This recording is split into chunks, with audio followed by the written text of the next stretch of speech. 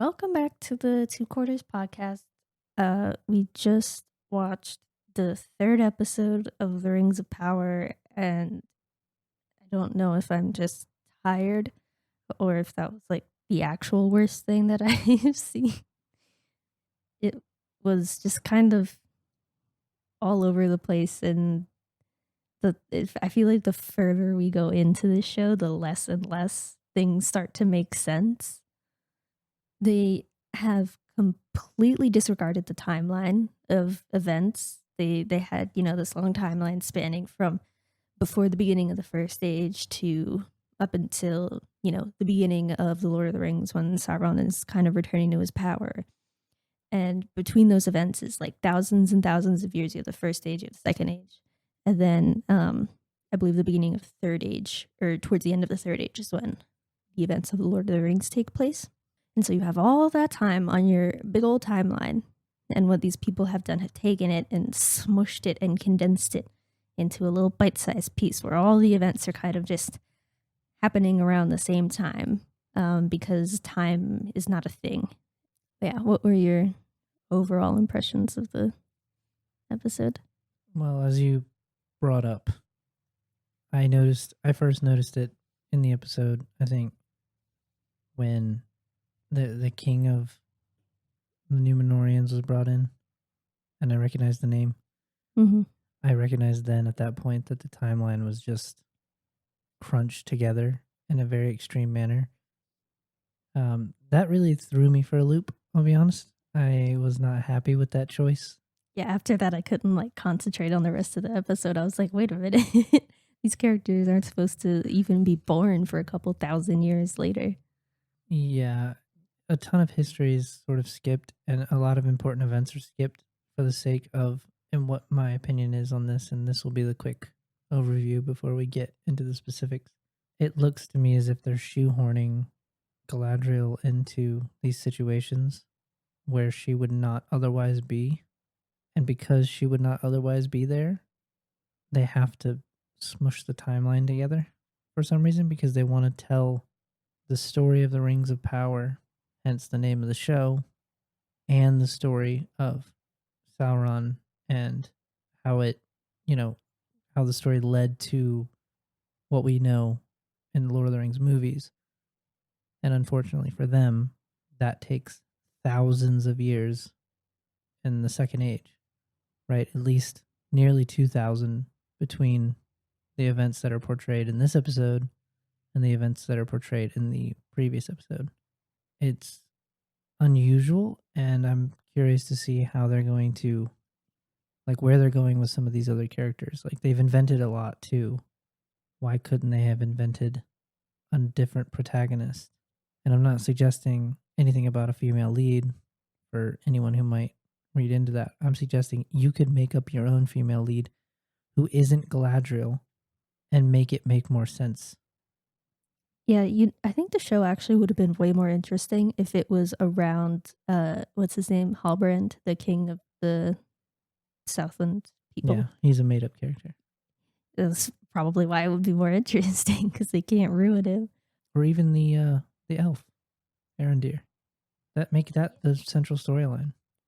Well, you would actually get, because if they made it up, you'd actually get a split between the elves and the men that made sense, because it's happened before.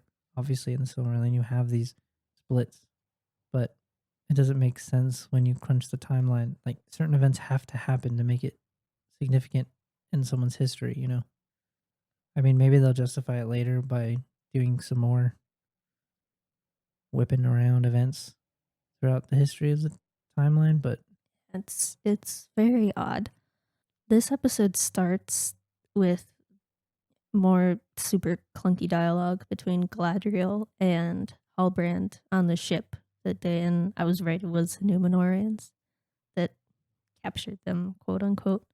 I don't know much about the Isle of Numenor or about their customs or their way of life or anything like that, but it is kind of funny how the whole thing has kind of been centered around them being like sea people and being like sea captains and cadets, which is an interesting word for this universe.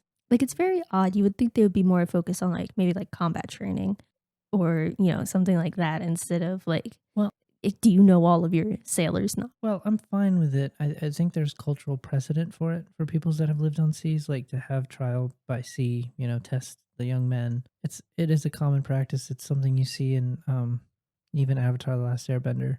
The culture of the people, the waterbending tribes, not waterbending tribes, the water tribes. They have the similar thing, and there's sort of cultural elements like that in there.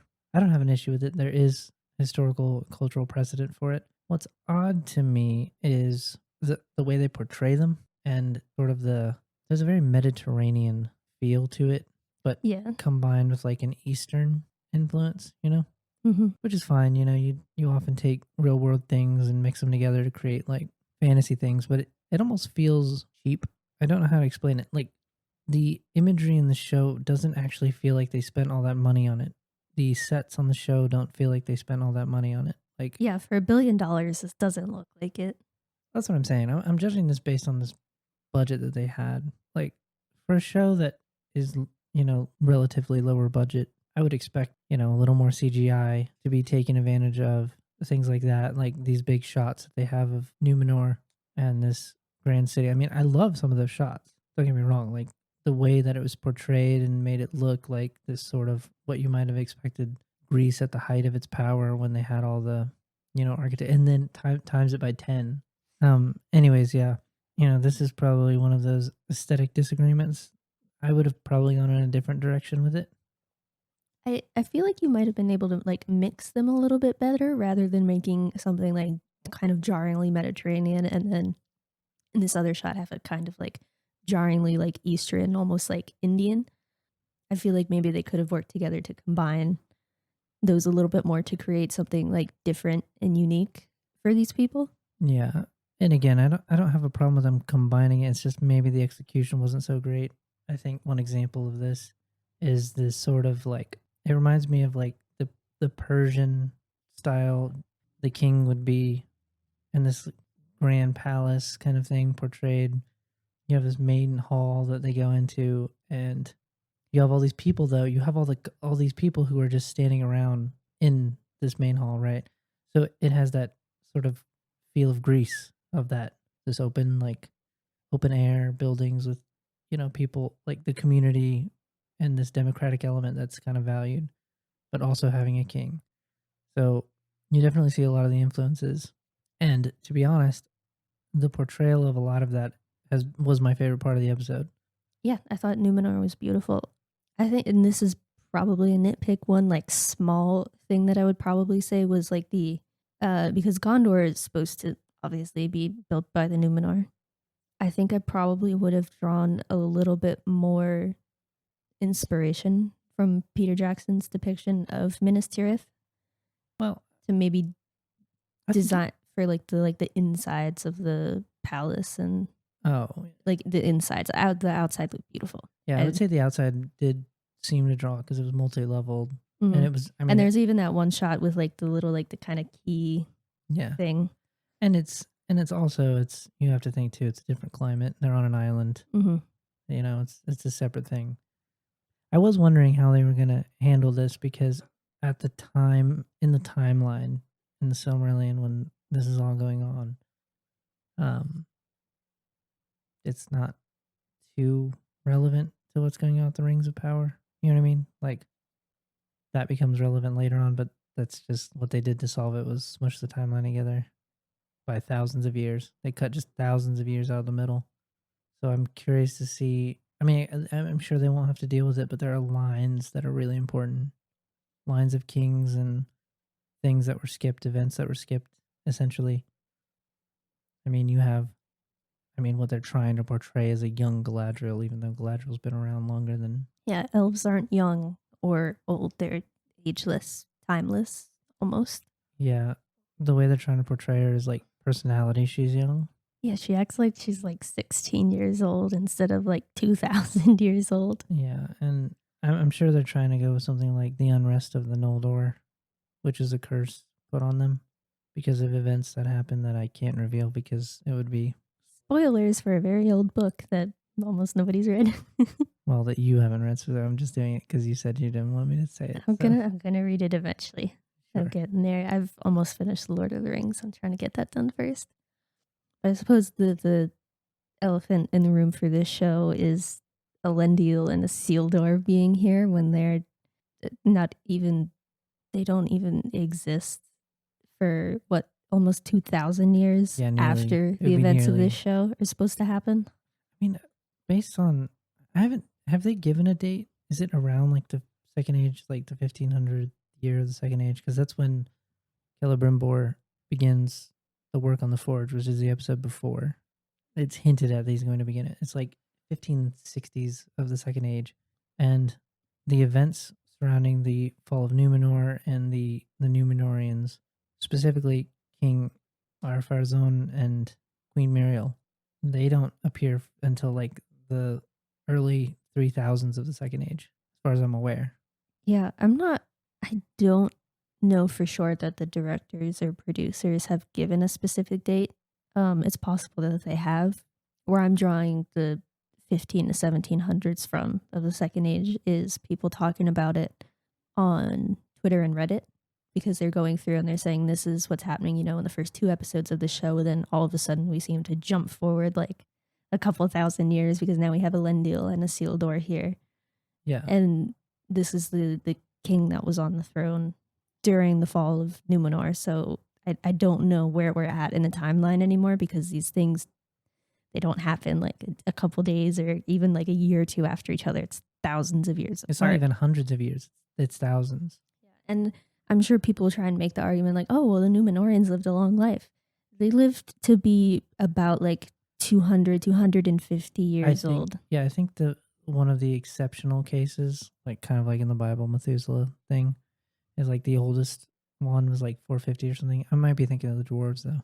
I can't remember. It's somebody lived a very long time in that group. Yeah, but yeah, still, they're not like elves. Just It's- because yeah, they it's- live longer lives than normal, they don't live for thousands of years, Right. just a couple hundred. So you're not going to be able to span that gap fast enough yeah. with their lifespan to warrant this weird time jump that's happened.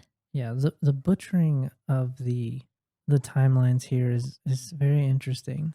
And then I think the second biggest problem for me, at least, maybe the first biggest problem for you, is the absolute butchering of Galadriel's character and attributes. They've taken her from the, as she's been called, the wisest and fairest of all beings, and they've turned her into some 16-year-old child that can't take no for an answer because her parents have spoiled her whole life. Well, it's like, and I understand what they're going for. It's like she needs character development for it to be an interesting show. She can't start off as the all-knowing best character. Although, if my prediction is correct, it seems like she's not going to learn anything, and rather everyone else is going to have to learn how great she is, which is yet another annoying development in woke Hollywood, where it's like you have the characters written as if they're, well, if they're a minority character specifically, like if it's a female character or I'm racial not sure minority character. why females are considered to be a minority when it's a pretty even 50-50 split. Like, I'm not sure where that. Representation. Who cares? I'm just telling you. I don't need representation. It's nice every once in a while, sure, but like if you have a good written male character, I can relate to him just as well as I can relate to a female character. It's about how well they're written. I don't care about their gender or their race or sexuality. Well, that's an argument for a lot of things. I mean, think about Ripley from Aliens. Like, that's a great character, regardless of gender, race, anything. That's a great character that's universally relatable. She wasn't written to be a woman. She was just written to be a character, and then they had men and women audition. Well, that's what I'm saying. She was a character who happened to be a woman who had real issues. One that specifically issues that pertain to women and men. It was universal issues. She had to deal with the fear of going against a creature that was really, really, really powerful, unknown, dangerous, and she chose to, instead of back down, she actually was the only one to be brave enough to go in. Not because she was like some super powerful, amazing character. she had the weakness of fear too, but she chose to go in regardless. Chose to go back. She could have gotten away. Like, it's a great. That is one of the great character studies in understanding these types of things. You know what I mean? And here we are, though, yet again, with, in my opinion, now two characters in this single show that portray two characters in this one show that are portrayed as heroes who behave horribly. Like, they behave like children, and one of them is a child. Granted, so maybe Yeah, some so justification. she kind of gets a pass, but she's not like, yeah, Nori's like a kid, but she's old enough to understand, danger and like, hey, maybe for the good of our family and our community, maybe let's not do what you're doing. But yeah, all the scenes with Galadriel at is the island actually called Numenor? Is that Yeah, the name? Okay. Yeah, all the scenes with Galadriel at Numenor are all just they're very cringy. The only redeeming part of them is Elendil. For like the first half of the episode, I thought he was pretty decently written. Even though he's not supposed to exist yet for another 2,000 years, but that's besides the point. well, it's not quite 2,000 years. I can Yeah, just hear people going, give "It's give not or take, 2,000 years." give or take. But yeah, because she just in all of her scenes, she's stubborn. It's like 1,700 years. That would be it. I think it's around 1,700 Okay, years is the difference. yeah, so 15 to 2,000 years later. But yeah, she's just overly aggressive for no reason. Well, they try to establish, remember, they try to establish this rift because she says, well, the Numenorians haven't welcomed the elves, to this island in ages. And this is one of the things that confused me about the timeline because I was like, I don't think that they had bad relations at this time, which is true. They developed later. So this is another thing that was very confusing for anyone who had read the Silmarillion. It's like, what? Like, I don't think that's the case. And then you have this whole thing with Muriel taking center stage when they first come in there, Who was that? the queen. Oh, That was an odd choice. And so that was another confusing one because Muriel was essentially wedded to the king at this time unlawfully, and it wasn't generally looked yeah, because upon they were favorably. cousins. They were first cousins, yeah. Well, even Tolkien says that it wasn't lawful. Like, the people did not look on it well in the times, of the Numenorian kings were kind of on the wane at this point because, things had kind of gone downhill for Mm-hmm. them morally. So I'm curious to see how they're gonna mend all the patchwork they've done here. I don't think they're gonna bother, No, if I'm they're being just honest. gonna leave They're just it. gonna plow forward. Yeah. They've set up a whole realm in the what's called the Southlands that's completely made up. So maybe that's where they go with it. I don't know. Muriel taking charge and being kind of like that first voice. I'm not sure that tracks with it, but I guess, I can already hear people saying like, well, it's, what do you have a problem with women taking strong stances? Like, well, no, but there's no reason for But her there to does be have doing to that. be some accuracy to the source material, which is Well, the not only problem. that, but there's precedent for the source material to be like that. It wasn't like they weren't in a matriarchal society. They weren't in a situation where she was taken by force.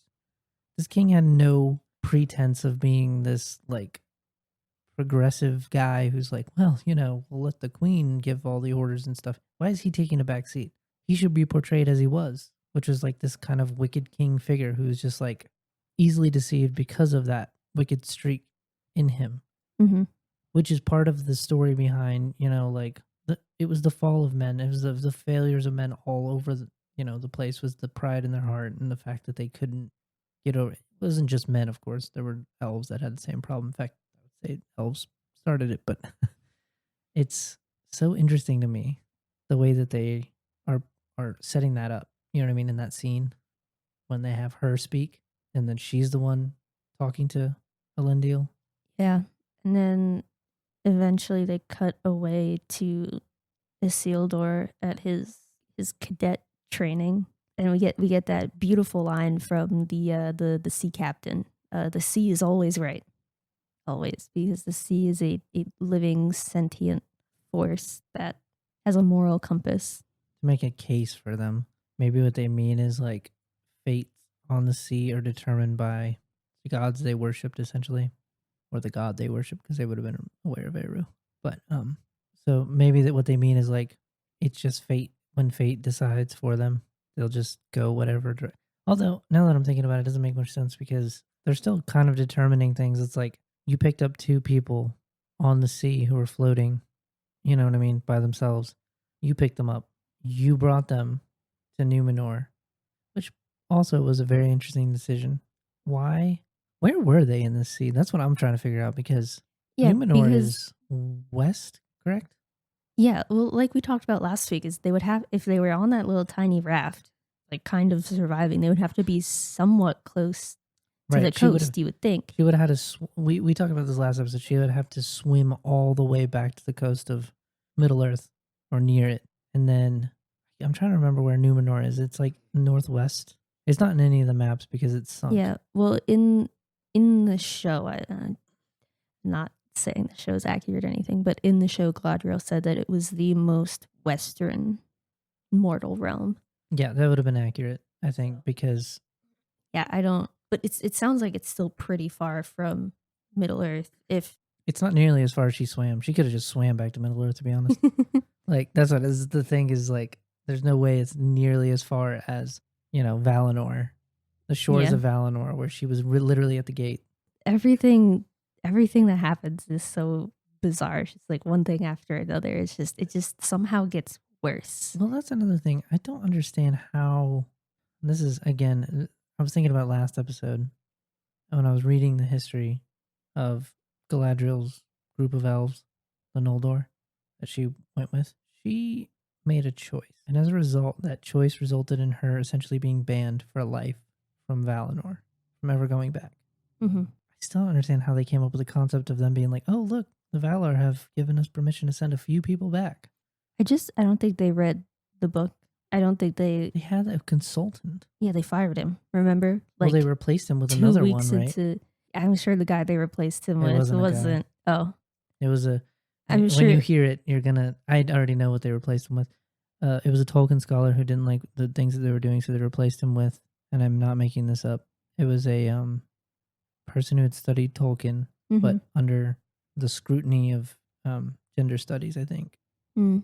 Okay, so the woman that they replaced the scholar with, Don't quote me. It was a woman. I'm not sure. the person that they replaced the Tolkien scholar with, I'm sure wasn't actually a Tolkien scholar. I'm sure A that, Tolkien scholar, like from a certain ideological background. You know what I mean? yeah, Like one where it in was the like, same way that I'm a Tolkien scholar because I read the books and I'm interested. I wouldn't say that. I would say different way because they probably have studied Tolkien's works. It's probably from a critical theory point of view, though, where it's like But I'm sure if they've you read are the like a Silmarillion. true Tolkien scholar, like you shouldn't be happy with this.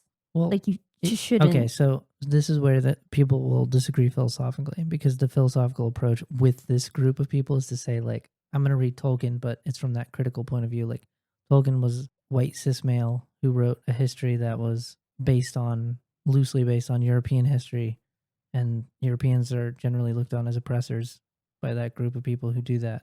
And so your whole thought process behind it is what has he brought in here that's evil and needs to be purged or changed. It's not about like respecting the source material or the author's intent. Rather, the idea would be change whatever you possibly can, right? As much as you can get away with to make it more in line with your ideological image of what's moral. That's where I think this is going. That's why I keep saying that the character of Galadriel, it behaves the way she does. I think a lot of people who view things the way they do are like, oh yeah, that's fine. That's perfectly fine behavior because look, she's probably been oppressed because she's a female. And that tells me they haven't read much about, the history because she's considered one of the greatest, highest of all elves to ever live. She could rival athletes in her, abilities. She was, I think they said like she was like 6'4", very tall, rivaled the tallest of elves. And she's supposed to be like the most beautiful Yeah, person elf beautiful ever. hair that was so beautiful that Fëanor asked her 3 separate times for a tress of her hair, and she refused him all 3 times, which is what makes the Gimli thing so important. She gave him 3 when he only asked for 1. It's a symbol. That might be my favorite part of Lord of the Rings. It's a symbol of what was asked of her from a selfish person, and what was asked of her because the selfish person asked for 3, and Gimli merely asked for 1. and he didn't even expect it. 'Cause she gave all the Fellowship, like, all these, like, really cool weapons, these cloaks. She gave Frodo a star, and all Gimli wanted, he just wanted a hair. That was it. He didn't want Right, but anything else. if you've read the Silmarillion, if you understand the beauty of her hair and what it meant, if you understand the Silmarils, which the Silmarillion is entirely based around, is history, the single most important artifacts in the history of Middle Earth, then you understand the importance of her hair because Feanor asked her for it because it was like the starlight and the sunlight of the trees of Arda before there was a sun and a moon.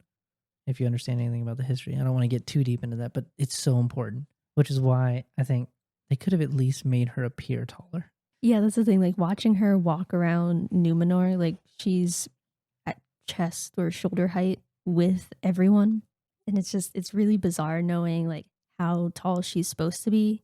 Because if she's tall for an elf, then she's gotta be, like, massive because all elves are described as being very tall people.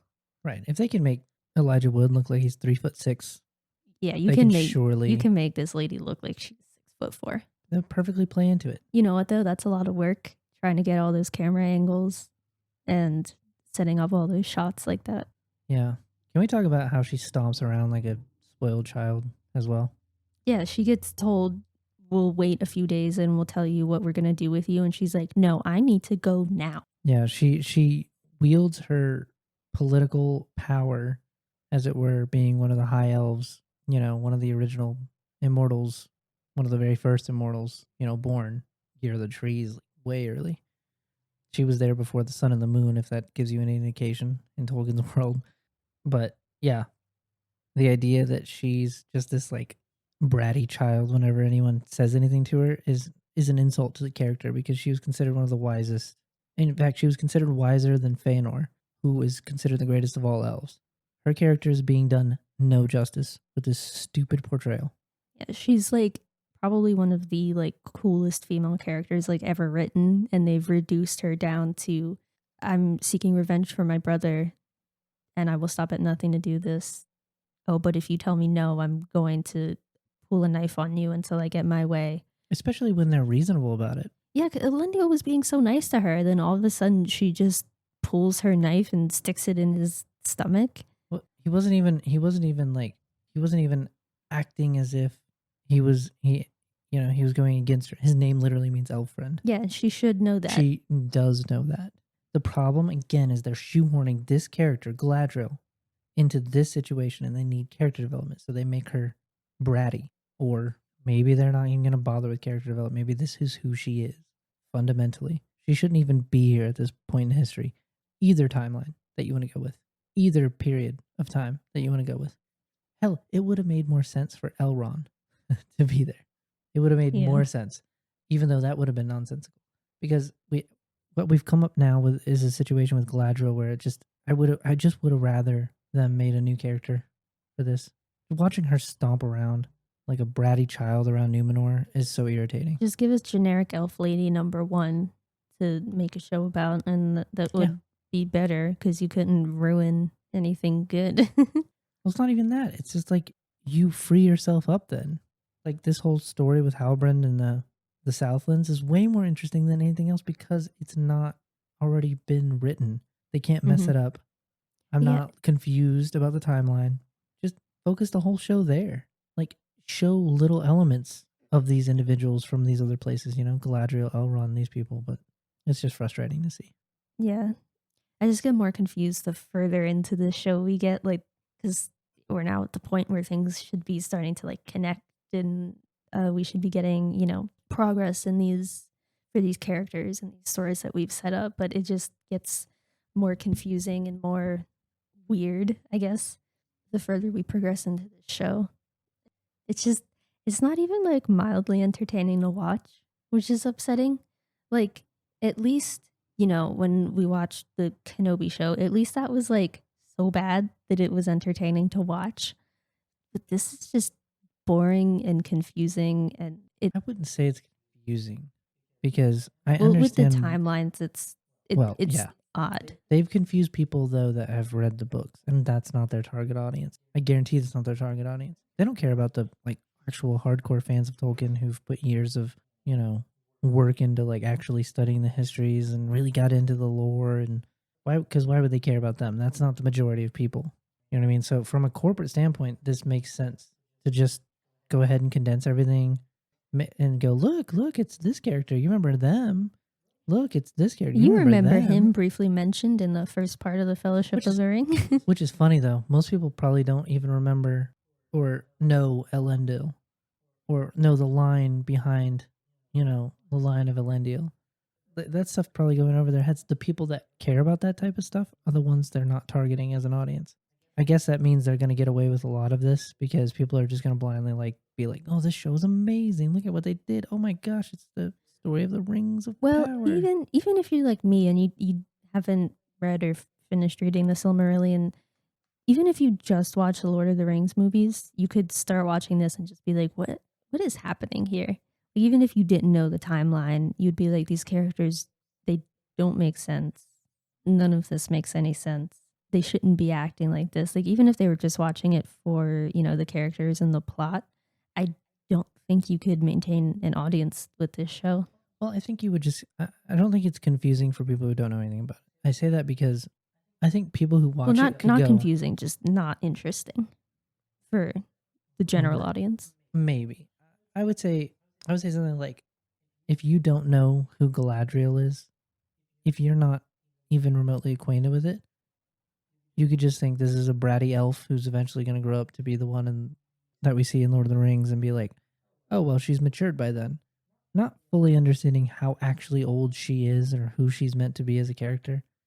Like, if you don't understand that, then I guess, yeah, you could make a case where it's like, oh, she's got to learn from this whole event that revenge is not the way. But it's like, it's such a betrayal of her character, as we said before, based on the source material, that it's like, you just sullied her character for a chance at your little money grab. That's what it feels like to me. And so that's why I think I'm annoyed by it. But somebody who doesn't know any of that might not be annoyed in the same. In fact, they probably aren't going to be annoyed in the same way, like even close. I don't know. I think the progression of this show makes it worse and worse. Each episode makes the bastardization of Tolkien's works more and more frustrating to me. But I will say there are interesting elements, and the interesting element to me is seeing what direction they're going to go with next. It's like watching people put together a puzzle and get all the pieces wrong, but you can't look away because you're like, I wonder what piece they're going to get wrong this time. Yeah, it's like, have you ever watched like a little kid put together a puzzle, like a 2 or 3-year-old, and like their brains have advanced enough to where they know that pieces fit together, but they don't know that some pieces don't fit together, but they see like, one's got the puzzle piece and like the shapes kind of match. So if I smash them together hard enough, eventually these two pieces will connect. 2 and 3-year-olds, I don't know what you're talking about. I've seen my mom do the exact same thing. But yeah, that is what this feels like. And then Halbrand tries to get himself into Essentially, he's just trying to make his way into Númenórean society. Yeah, he's just trying to live there because why not? It's a beautiful place. If you can get a job, I'd want to live there too. And then he goes. It's. Did anything come of the scene where he tries to steal the guild badge and then he ends up in jail? Like, that was meant to be. That was meant to show he's greater than the common folk man, because Númenóreans would have beaten anyone because they're just stronger, better, faster, all that. Kanye West. Yeah, shout out to Kanye. But yeah, they're better in almost every way than other men because. So then he shouldn't have been able to beat up 4 of them in a. No, but that's what it was like meant to show, is like, because Galadriel picks up on it immediately, which is kind of faithful to her character in the books, because that was her particular gift, is she's really good at seeing into the minds of others.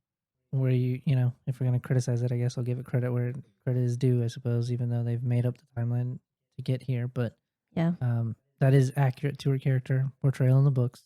She could very easily have sensed and understood that somebody was important.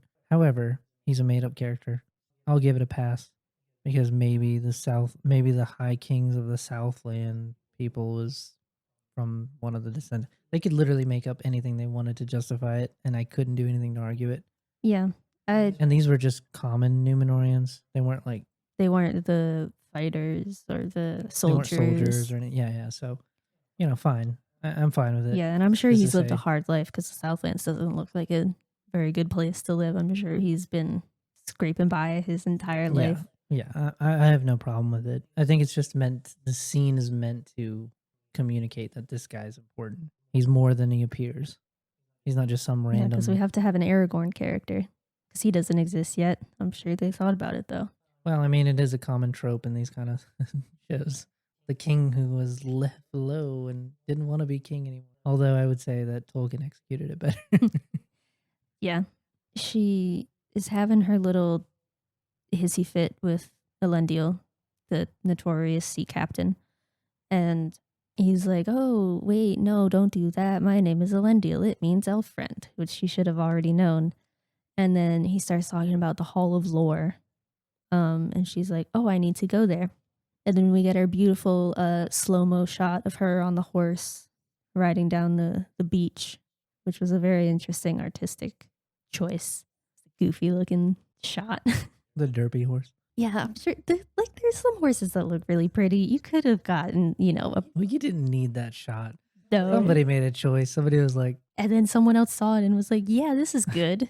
yeah, I don't know how that one made it through the cutting room floor, but yeah, let's not skip past the fact though that prior to this, the reason he's even there is because Queen Muriel, again, who's apparently the most central figure, and maybe I'm wrong, maybe I'm misremembering it. Anyone out there, correct me if I'm wrong, but she is not a central figure in this kingdom Well, if at this if it's time. supposed to be like, like the line of kings from Numenor, it should be King, what's his name? That's the figure here, not her. Or Farazan, Yeah. yeah, who just appears briefly for a moment. I And thought is he was like like in her the advisor. background. He acts like he's just her advisor, and that's what I'm so confused about. He would be like the Numenorians were people that valued their kings. Hmm. Well, to a degree, obviously. We have in the show the revelation of the story behind the fall of Numenor, which I highly recommend reading that. But yeah, he should be the person addressing them. You know what I mean? She should literally be sitting there silent in the background. She was taken by force. Context matters to who these people are. She would not be this confident. I'm sorry, it just is not the case. It was funny too. She had that line, where I forget the line, but this part of it, she was like my grandfathers and my great grandfathers before me. And it was just really odd because it's supposed to be, the line of kings of Numenor, not the line of kings and that one queen that one time. Yeah, it's so out of place, and I hate to say it, but it seems like for obvious reasons they had to do it. Where it was like, well, women don't get to speak very often. We could portray a woman speaking. It's like, look, just I understand what you're upset that societies ever were but the way they were. but the thing was they could have had the strongest female character, Galadriel, going to this king and being like, "Hey, you're dumb and stupid and you need to stop doing what you're doing." Well, that wouldn't be historically accurate. You still have your strong female character and you can still be somewhat accurate to the source material. You want to know my thoughts on why they chose to have Muriel be the main voice here? I think they needed a battle of wits, right? Back and forth. I think that what they wanted was they wanted like those old movies where they had like a showdown of two great powers. You know what I mean? I've never seen a cowboy movie. High kings and Yeah, I'm stuff thinking like meeting together like 300 when Leonidas confronts the Persian king. Never mind. There are these moments where it's like you have these great confrontations that are built up to, right? I think that's what they thought this would be is like, oh, Galadriel, but if we have a king, it'll be a man and he'll be mansplaining and talking down to her. I have no proof of this, but I have to imagine based on who they had as a consultant, the consultant was probably like, oh yeah, we don't need that. There's a queen at this time. Did you guys know that? And it's not explicitly said that she ever did any talking, but maybe she was the central figurehead and this guy was. but surely she had to talk sometimes. Yeah, I can just see the reasoning and justification for this interaction being the need for these two females to have this encounter with each other, and Galadriel being incredibly unreasonable and rude in spite of her character portrayal in the books, which is very Like, frustrating. diplomacy was her strong suit. Well, she was incredibly wise and she was incredibly patient. She was not this like impatient, childlike. I need my ship and I need to go back to Middle Earth now. Yeah, and they're trying to make it more urgent with her quest to get Sauron, but I'm sorry, She's just like Riva. Yeah. Just they're the same person. Throwing fits and temper tantrums And yeah, and you know their grand plan for revenge isn't gonna work because we know he comes back in the next movie. well, it's gonna be something stupid and contrived. Yeah. I almost imagine that it's like they took like the story took a backseat to making sure that the character was portrayed in a specific way that they think is super heroic, but that most people would view as incredibly, I don't know what the word would be, incredibly demeaning to the actual character as portrayed in the book would be my view of it. But well, then you have Halbrand being the diplomat here. Yeah, the actually cool person. Yeah, being an interesting character and becoming a diplomat in the situation and scenario and understanding where he's at and that he's surrounded by people that are clearly very important and maybe he should be a little more gracious and kind. Something Galadriel should have thought about if she wants to get out of there. There's no indication she's being held against her will either, right? Yeah, I think the thing is like you're not a prisoner here, but you're not taking our ships to leave Yeah, but because they they're could have. our ships. But they could have taken her. I don't understand that. What reason did they give for not wanting to take her? Because they don't like elves? Get her out of there. I don't then. know. It would have been beneficial to them to take her They prisoner, lose right? no. It would have been beneficial for them to just take her back to Middle Earth. Take her to where she wants to go. Resolve it immediately. You have that many ships. What is so urgent? You've no reason not to just send her back. She's a very important person that you know about. But we have They to know have who we King have to have Gilgalad is. racism in our story, or else it's not good.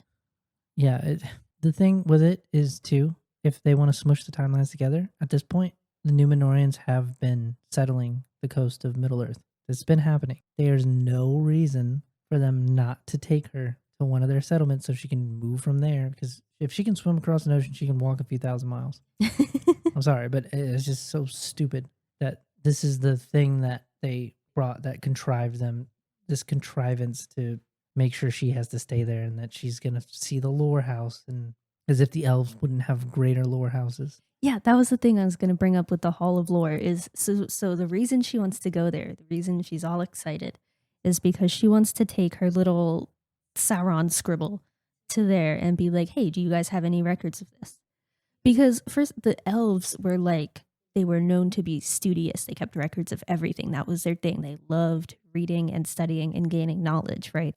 So if the elves didn't have anything on this little sigil, what makes her think some island out in the middle of nowhere is going to have records of this? If the elves who lived in Middle Earth, where Sauron currently is, doesn't have any record of it, it's very bizarre. What I'm confused about is if they know about Sauron, you know what I mean? Like, which they should.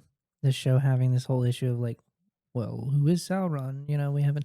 Where Was is he not Is he? known with their whole fight with Morgoth? Was he not named at that point? Was he not in existence? No, he was. He's older than. Because he's a Maiar. Yeah, right? he's older than Galadriel. The record of him goes back before her.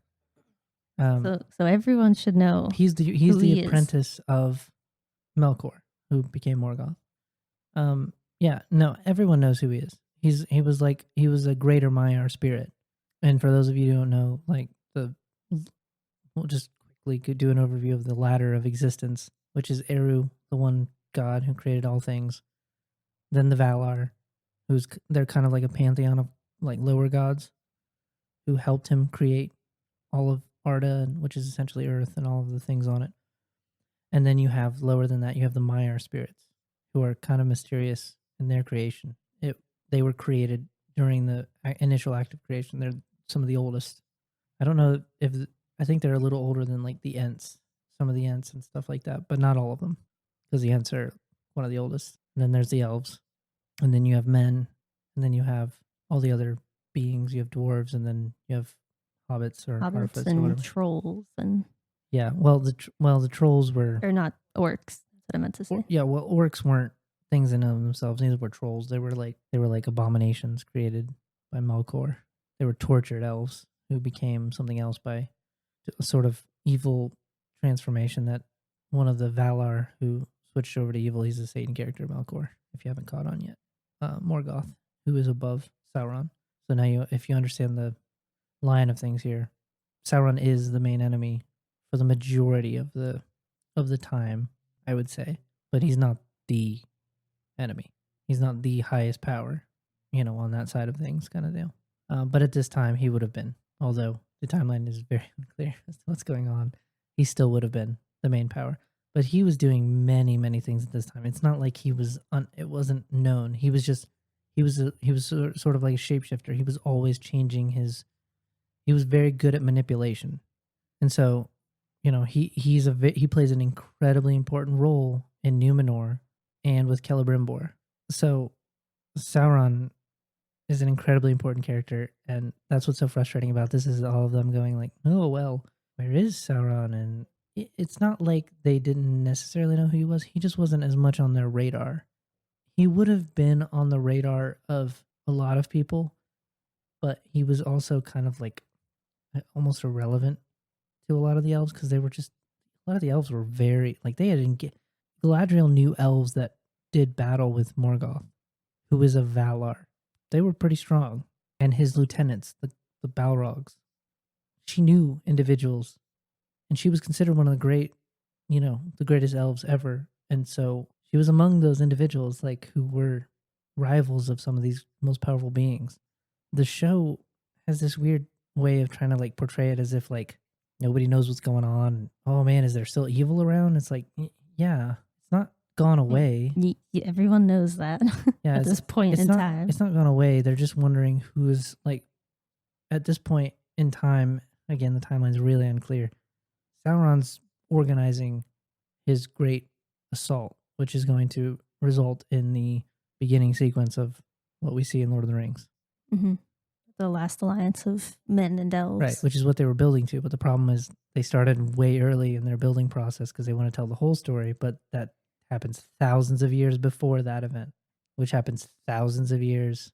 Do you think it was called? Do you think they called it the Last Alliance of Men and Elves, like during that time period, not like years and years after the battle, like as they were getting together to march on Mordor? They were like, "All right, this is it, the Last Alliance of Men and Elves. We're not doing this anymore after this." Well, actually, they did. They named it that at the time. Oh, did they? Yeah, it was Gilgalad. He was the king the one who's portrayed as a politician. Yeah, he went into the politician. Yeah, he went into battle with Elrond, who's another politician, and Elendil and Isildur. Yeah, they all went into battle together. It was the final. They called it the Last Alliance just because they thought they were marching to their inevitable death.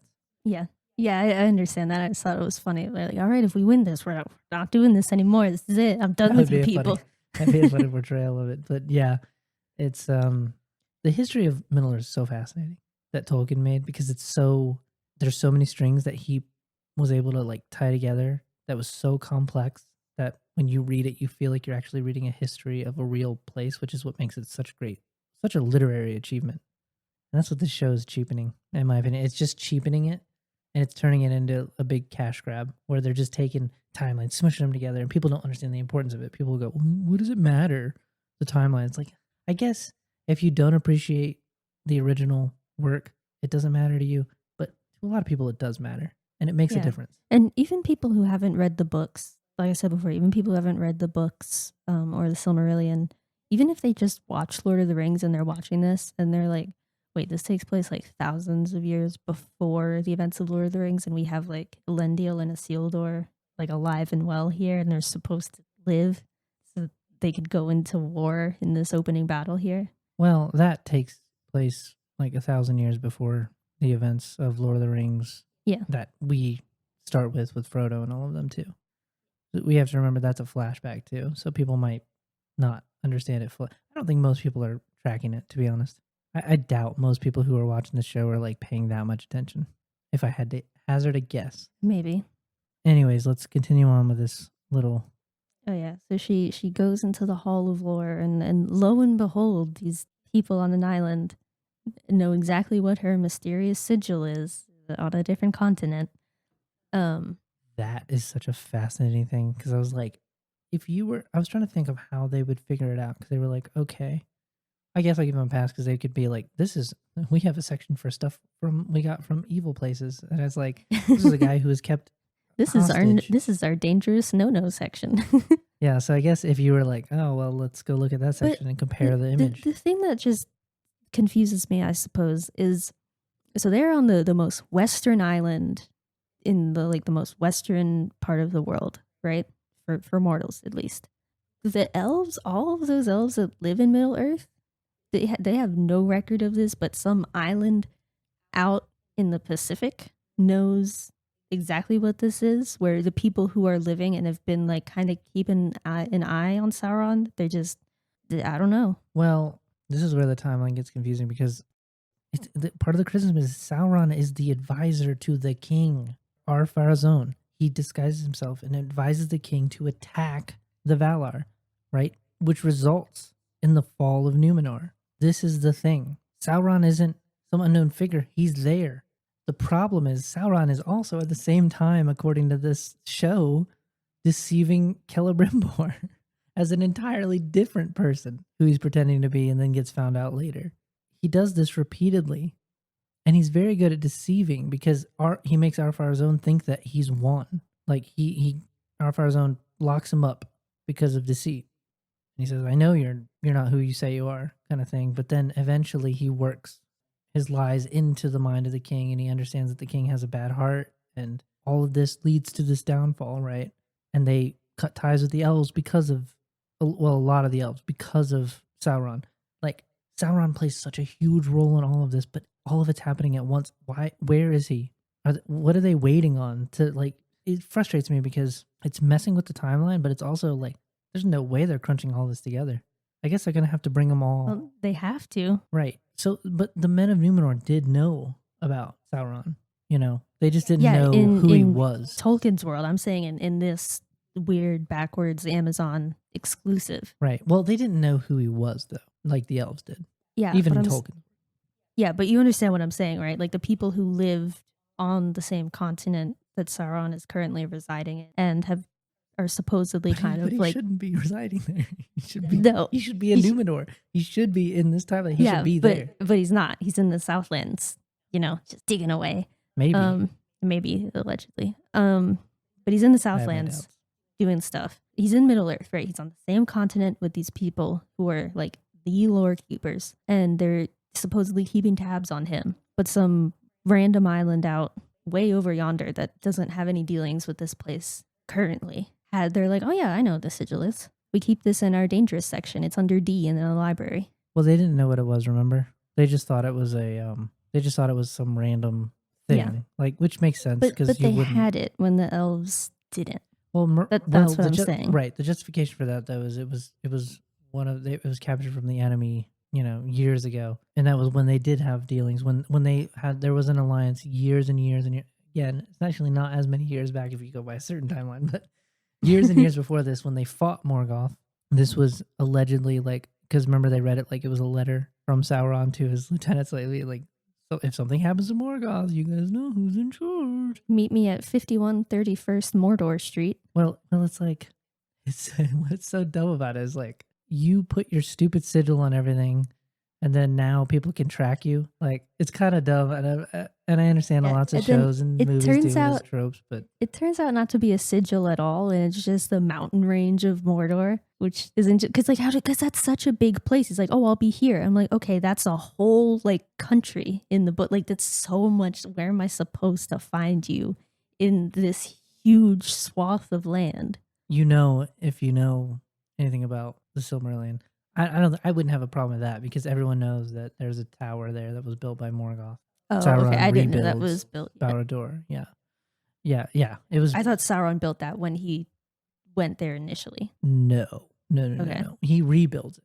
Okay. He rebuilds it because the timeline gets all screwed up, but he retreats there in secret before anyone can do anything about it, and this leads to the several events. I'm not going to spoil too much for you, but it leads to several events, and that's when he crafts the One Ring, and the deception finally comes out. You know what I mean? But no one has expected it. So what are they going to do with this? What's Galadriel going to do? Nothing. She can't do anything if they want the next sequence of events to make any sense. That's one of the things that keeps me interested in the show, just to see where the hell they're going with this. Where is this narrative going? It can only go in a few directions. And none of them are good. And none of them are good at this point because they're setting themselves up for a lot of failure, in my opinion. But anyways, we get the sigil and she sees it. She says, I need out of here now. She's like, oh, it's a map. Yeah, and then I think that was the end with her, and then there was that. No, because remember she goes back to Halbrand one last time. Oh yeah, and the she's like, discussion. "Oh, you're a king. I found this in the hall," and it's like I just happened to stumble across this in Well, our no, she dark was- no-no she was section." apparently looking for it. Was the idea, which was weird because she seems to have no. She doesn't seem to care about him. Although he did get her dagger back from Elendil. Oh yeah, and he like handed it to her like out in the open in public, and it was supposed to be like this secret thing, and like just out in the middle of everyone with a guard in the shot behind her. He's right over her shoulder in the shot. The least they could have done was like Photoshop him out, so this looks a little bit more convincing. Well, it's for And their Elendil character building. Didn't even notice that it was gone and didn't say anything when she like pointed it at him. Like, did you notice that? Because he was the one that had it in his belt. Well, maybe because Elendil would arguably be way better of a warrior and everything than Halbrand. So maybe the idea was he just let him have it. It was like, I know what you're doing, you idiot. I'd be fine with that. Yeah, I guess so. That's the only explanation. I'm going to go with that for my own personal view because I don't want them to ruin a beloved source material character who's very Oh important. no, to the not story. another one. Well, Yeah, and then she goes and frees him from jail. I guess she pays off his bail with money that she earned, or she breaks him out, or he gets a very Did they? questionable Did they legal get system. out? I thought they were talking. Did she just go leave him there? I Did can't she just be remember. I'll like, be "Hey, I honest with found you. this about you"? I'll be honest with you, I can't remember. Well, the thing is, the scene cuts away. Yeah. So either she just left him there and it's like, "Okay, I'm going back to Middle Earth. You're a king. I know that. Bye." Well, Or I think the idea is she's kind of bailing him out because they're gonna go travel to the Southlands together. yeah, but where he's gonna how take his she kingship. doesn't have any money. They're not looked on favorably there. How is she going to get him out of jail? Just ask nicely. I have no idea. Maybe she can though. It would make sense. Yeah, if it was the real Galadriel, she could use her diplomacy and her good relations with the her Numenorian people. clearly high status, but they want to make it like where it's like they hate elves rather unreasonably. Have they given a reason in the show? Oh yeah, no, but in the jail scene, she's talking about both of them have to go to the Southlands, right? Her to fight Sauron and him to unite the people of the Southlands because he's the king. And she says this line, this is paraphrased because I don't remember it, but she says this line of like, "We will fix or we will make amends for our bloodline for what they've done," because Halbrand's bloodline swore loyalty to Morgoth, and her bloodline did something bad somewhere in the past. I'm sure of it. She's not clear, but I mean, the thing is she's it's never not gonna redeem them. yeah, That's but part of the but it's not curse. explained in the show what happened, like what horrible thing her ancestors did. And does she have ancestors? Because she's one of the No, she original does. elves. Yeah, she was. Oh, she she was does? born. She was not. She was not one of the like original. Oh, okay. Neither was Feanor, and he's older than her. So like she was among some of the first. Like you know what I mean. Like she was born in Amon, so it's not like she's not acquainted with them. She knows some of the greatest elves to ever live, but she was also witness to a lot of the horrible events. So the horrible thing that happened from her people. But how's she gonna amend that by killing There's- Sauron? That It's literally shouldn't- it's in the book. It's described as it's called the it's the Cain and Abel sin. It's the first kinslaying. She doesn't participate in it.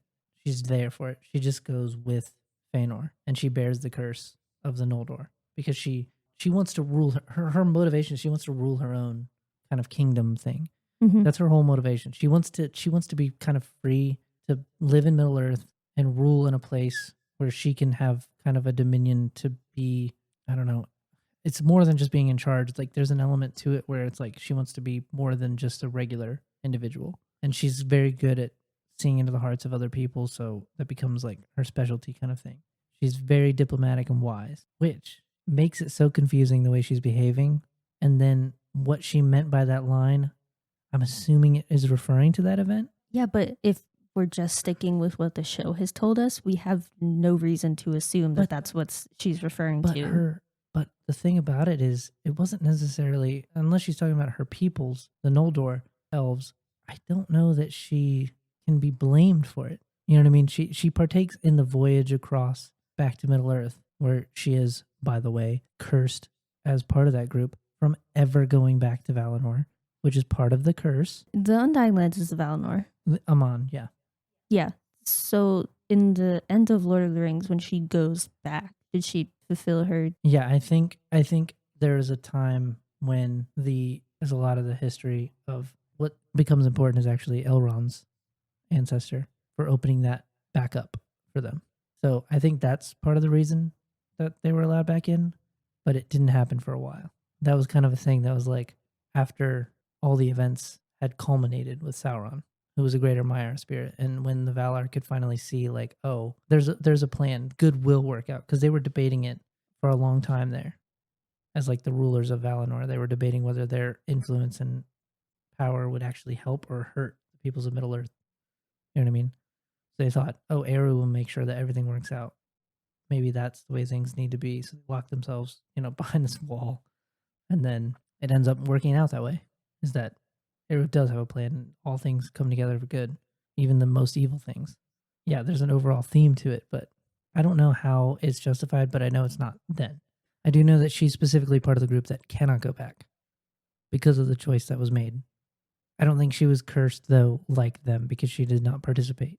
And she wasn't one of the line that made the fatal oath of Feanor. In fact, she was the most critical of Feanor.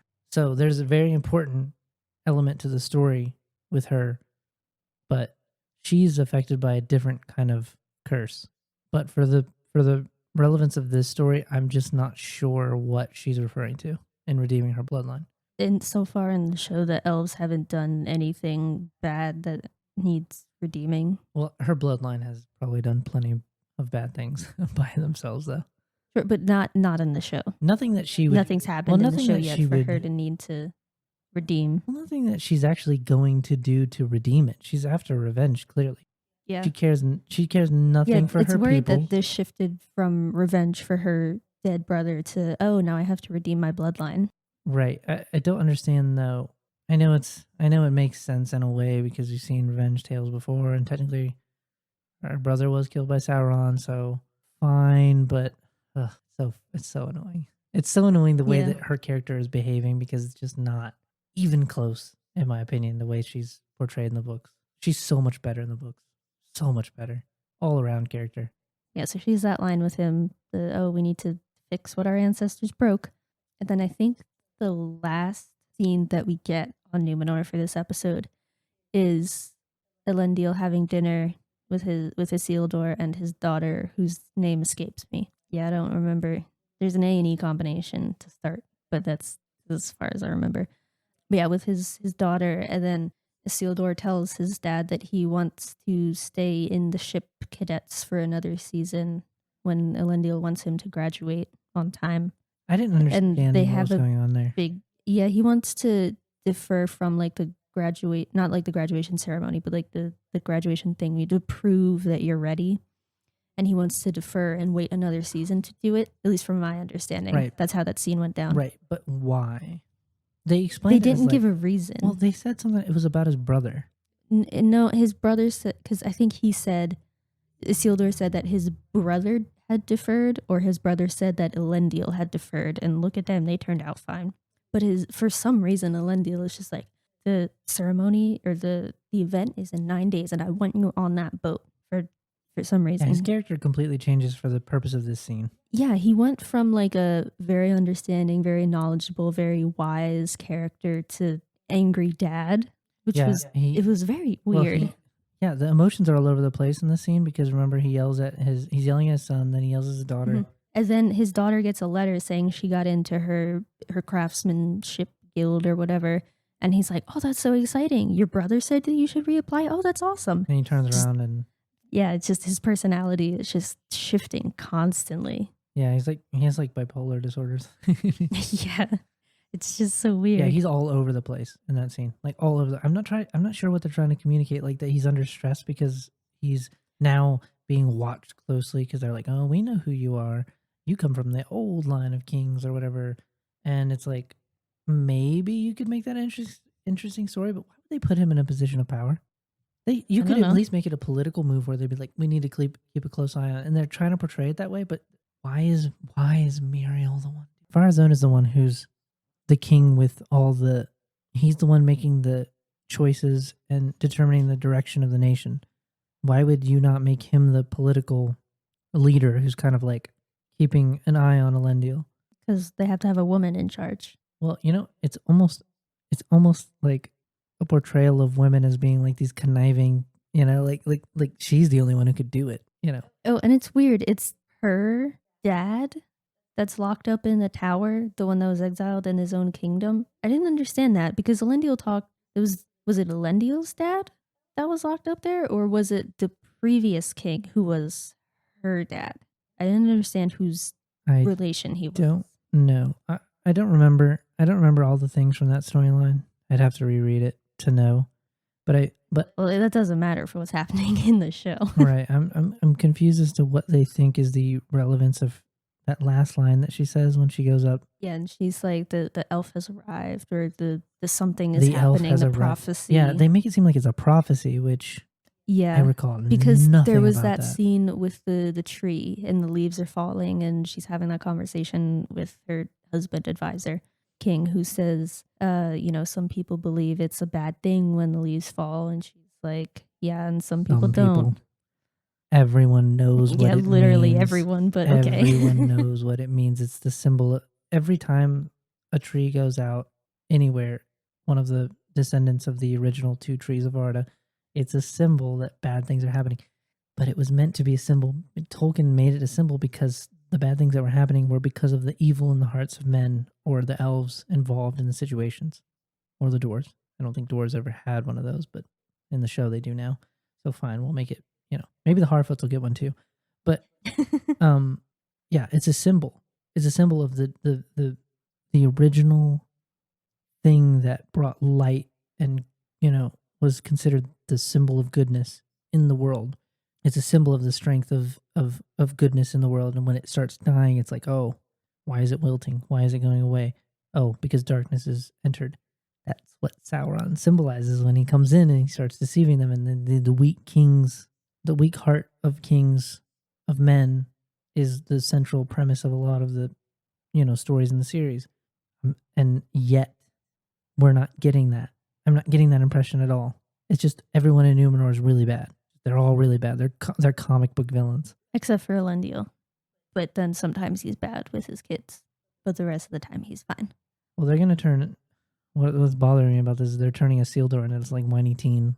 And it's like, come on now. They come from a noble line of kings, like where it's like... I think we've lost a vision of what that must have been like to have like these noble lines where it's like they behaved a certain way because they expected that of themselves. Mm-hmm. You know what I mean? And don't get me wrong, there were really bad kings in almost any culture, but Isildur and Elendil were not bad kings. Right. They were portrayed though as this European ideal by Tolkien, whereas like this is the Arthur, the Arthurian kingliness of like very noble, very wise, courageous. Yeah, do whatever it took. This line of kings is very, very important to the story because of what it symbolizes.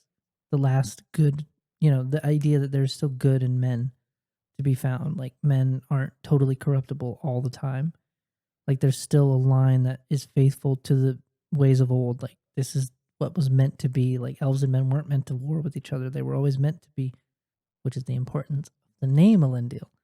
Which is the importance of his actions, which is the importance of the fall of Numenor, which is the importance of the overall story of Sauron's final defeat, truly at the hands of his own pride and hatred of, this line of men who he deceived originally and would be brought low because of as well. There's a very strong connection here between these lines of individuals. And do you know who's not involved in any of those?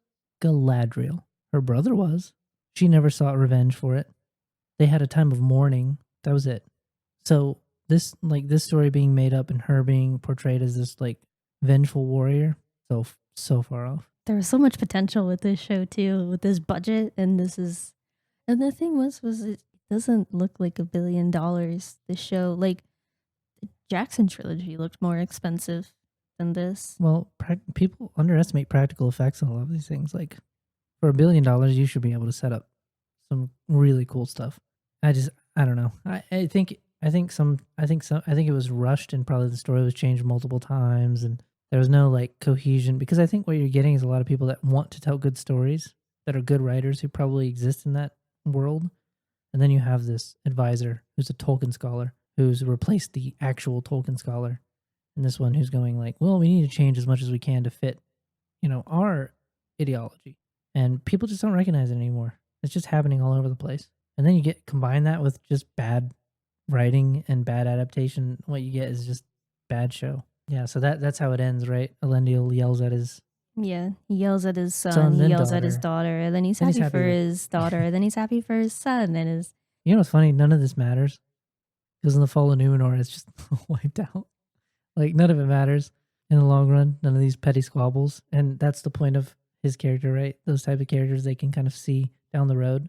In fact, he prepares 9 ships in advance because he can. He's very, thoughtful and has a lot of foresight and is wise, make good decisions. But no, his petty family squabbles will lead to some stupid drama that is unnecessary. Can we talk about that too? The waste of time on a lot of scenes.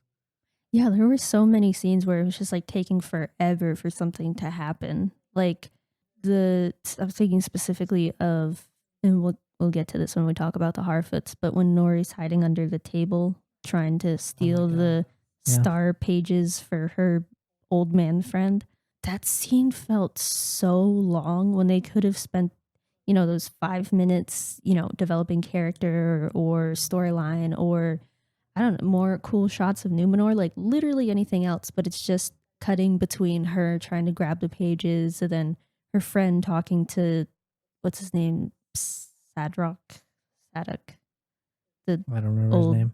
village shaman. I don't remember any of their names except Nori. Yeah, me neither. But yeah, it's just there's so many wasted scenes in this show. I feel like they were like we have to hit the hour mark on this, but we only have 45 minutes of screen time. Like we only have 45 minutes worth of like scenes. I thought there'd be commercials in this. And so now they have to find something to fill it up. So they just drag out all of these scenes for forever. And it's like some of it is for comedic purposes, or some of it's like super dramatic purposes, or some like you have the whole scene. But there's no purpose for the scene being this long and dramatic. Right, you could completely there's cut. No payoff. You could cut so much of it. Well, there's like a little payoff, but it's like stupid and irrelevant. Like you get a little comedic relief from her. Whoa, she almost got caught. Oh, look how nervous. Oh man, that's funny. He thought of a new line to say. You could have skipped that whole thing, and I wouldn't have lost anything. You could have skipped. Yeah, you probably would have been able to gain. You could have spent time with other characters. Yeah, you could have got the show don't tell kind of thing out of seeing Nori take it, look around, come out, the tent, look at it for a second, think about what she's doing for a second, have a moment where she has some self-reflection and goes, is this right? Have some self-doubt. Please have a little self-doubt. That would make a character. She has none. She's so confident that she's just always right. That is so frustrating. Let's talk about that storyline now. Yeah, I think we've finished the Numenor train wreck. So the Harfoots, it starts out with them. They're having their little like festival thing, which apparently they have every time before they resume their nomadic farmerage, which they're building to apparently they're going to apparently glade. Apparently they had grove. Apparently they have like they just don't wander aimlessly like nomads do, or they don't wander to hunt like a lot of native tribes did, where they would follow, the deer and the bison wherever they went so that they would have food. Or these people that like did that for trade, like merchant, nomads, like leather workers and things like that. But these people they wander around to farm. Incredibly inefficient way to do that. Yeah. It's so bizarre. But so they have this little festival and they're, having a grand old time. And then we cut to the scene of Nori's parents. I don't know their names. They're sitting in their little Marigold cart. is one of them. Marigold. Yeah. What did you say? Marigold. Have you noticed the flower marigold? I'm not familiar with flowers. Marigold. That makes more sense. I don't know. I don't know how those consonants and vowels interact.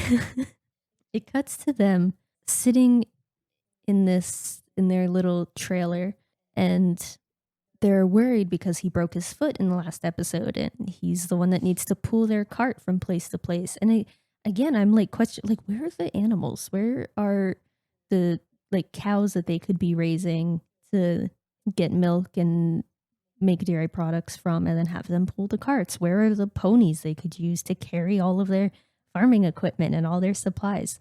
It's just them carrying everything and pulling the carts every single place they go.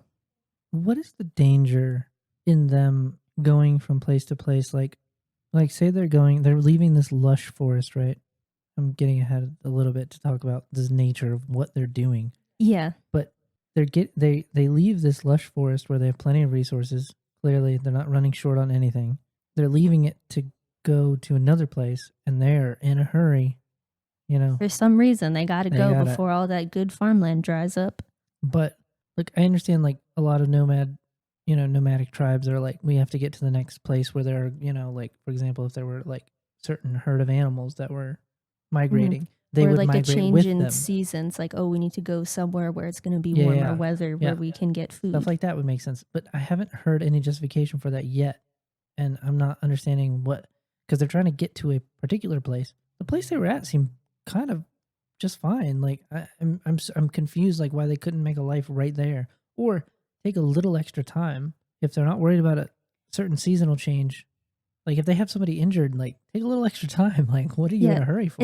And you would think, right? So their Marigold and Mr. Marigold's worries are that because he broke his foot, he can't pull their little cart to go to the next place. And so they're worried that they're going to get left behind, which is apparently a very common thing for these people. Like they just leave people behind.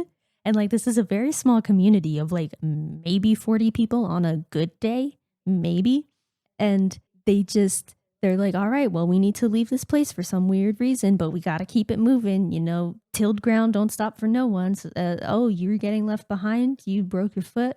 Well, anyways, we got to go. And they just friend of the community. They just leave these people behind. Can we talk about though? In their ceremony, he does his speech. And then at the end of the ceremony, he's like, now we need to remember those that we lost. And it's not some people were people that just, died along the way. But then some people were people that they left behind because they couldn't keep up. What sort of cruel society is this where you have this close-knit group of people and they're like, oh, Tom can't pull his cart anymore? Leave him. Fuck it. We gotta go. These are cold-hearted motherfuckers. These are... I don't understand. And then, they have like this eulogy where they're like, oh, we lost Jerry to, the landslide. And oh, we lost Matilda in the snow. And then someone got like stung to death by bees because bees have venom in their stingers. If you get stung by enough of them, you will die. And they laughed at it.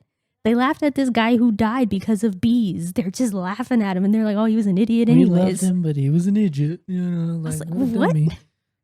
Couldn't figure it out. Like, get away from the bees, you moron. You just run. Use your legs. I was like, the best. Can we talk about the line that they would say? We wait for you. No, you don't. You don't. You don't wait for people. You pack up your shit and you go. Yeah. You don't wait. No, it's an absolute embarrassment.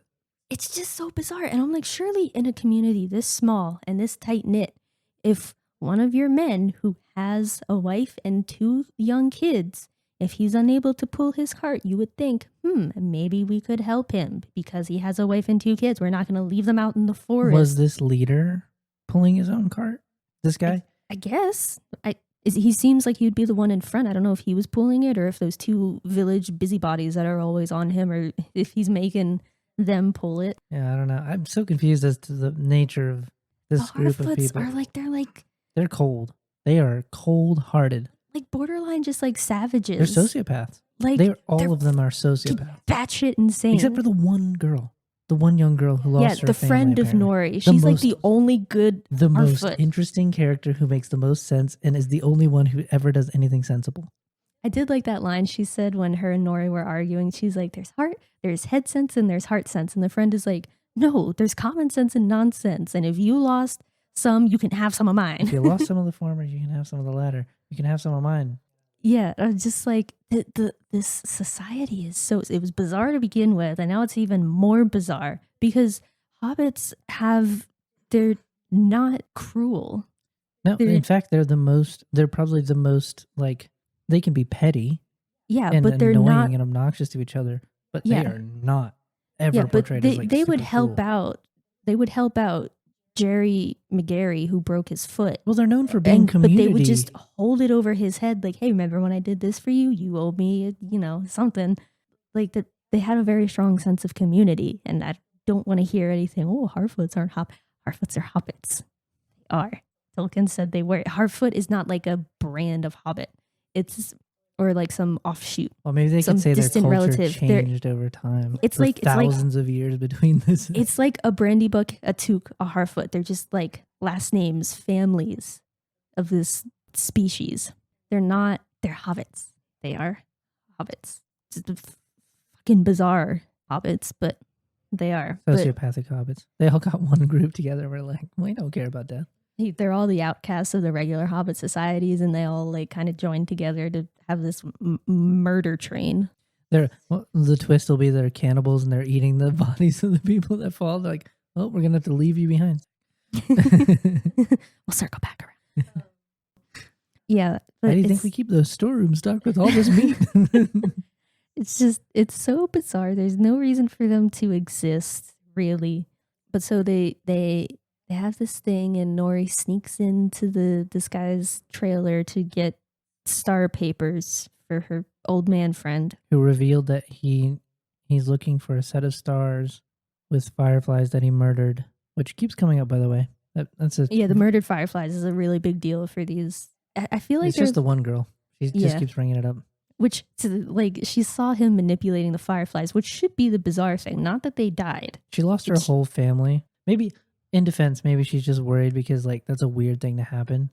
You know what I mean? Like, where she's like, I should be concerned about this individual. You just manipulated them and then they just died. Like, yeah, but she's not concerned about the manipulation. She's like, oh, that's fine. But they died. Maybe not, though. Maybe, like, because she just says, like, he killed a bunch of fireflies. Like, you don't remember that? Like, that there's a negative consequence to whatever magic he's using, kind of thing. Yeah, I think that's what they're trying to say. But I'm not going to be too hard on this character because I think she's the only interesting one in this whole group. She's the only one who's lost clearly a lot and actually is emotionally affected by it. Tears are streaming down her face. You know what I mean? Like, her and Marigold, the actress did a great job. I will say that. Marigold is cool. The actress did a great job portraying like what it would be like if you were living in an absurd society where you were just left behind if your husband broke his foot. Yeah, you were left behind if you were a minor inconvenience to anybody else. If you couldn't pull your own weight, the whole community is just gonna ditch you. It's gonna leave you. They're very suspicious of outsiders, so of course the big issue that we have, the conflict developing is that Nori she's looking for adventure and she's special, even though they have the whole line where she's like, wait, do you think you're special? You know, that whole argument between her and Marigold. Which is kind of like a 180 from last episode where she was like, oh, I was meant to find him. I was meant to help him. And now she's like, well, I'm not special. I know I'm not special.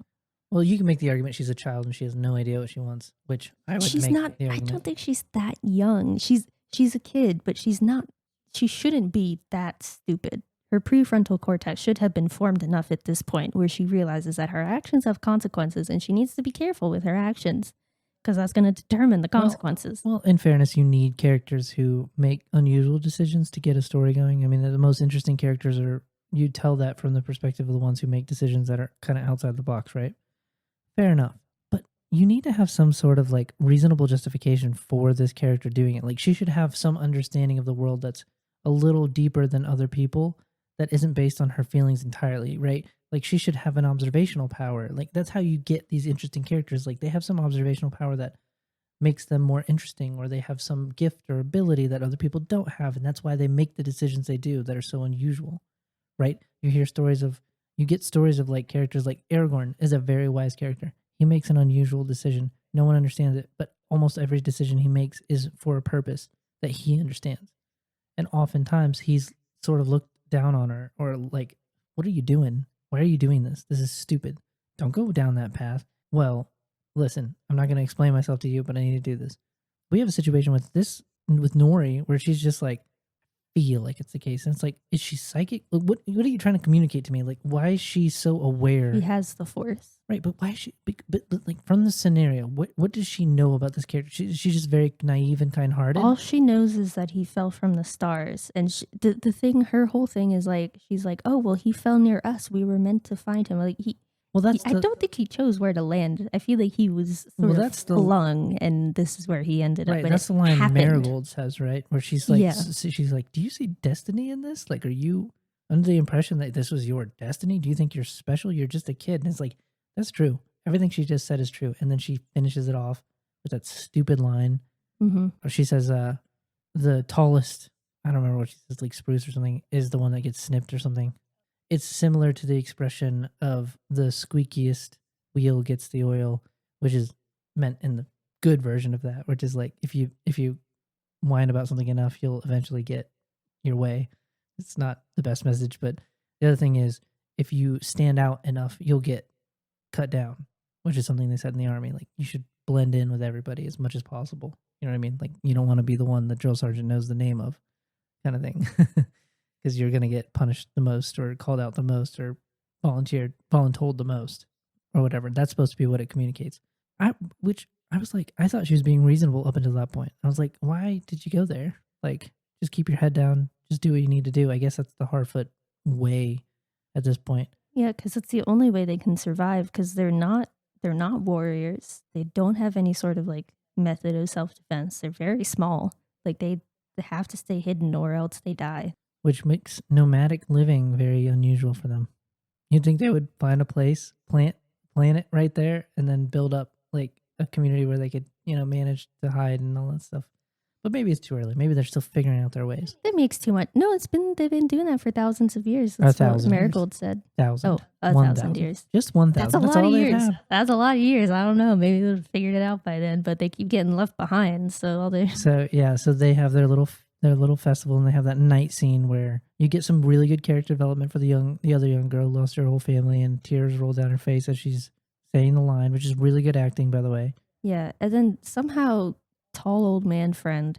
Yeah, he stumbles his way weird. and finds and he goes straight for her bag miraculously, pulls out the papers miraculously, and holds them up to the fire, to the light so he can see them. And then, he's like, "Oh, it's the stars. These are the stars that I've been looking for." And then of course the paper catches fire because flammable materials are flammable. Well, that's what I'm confused. I am confused about one thing with this individual. This is another thing I'm curious to what direction they're going with this, because I think I know. But what's so confusing is that, like, why can't he speak any language? I'm assuming he might not know English. Maybe well, he speaks you know what I mean, like Elvish or something else. But surely he would try to speak in whatever language he would know.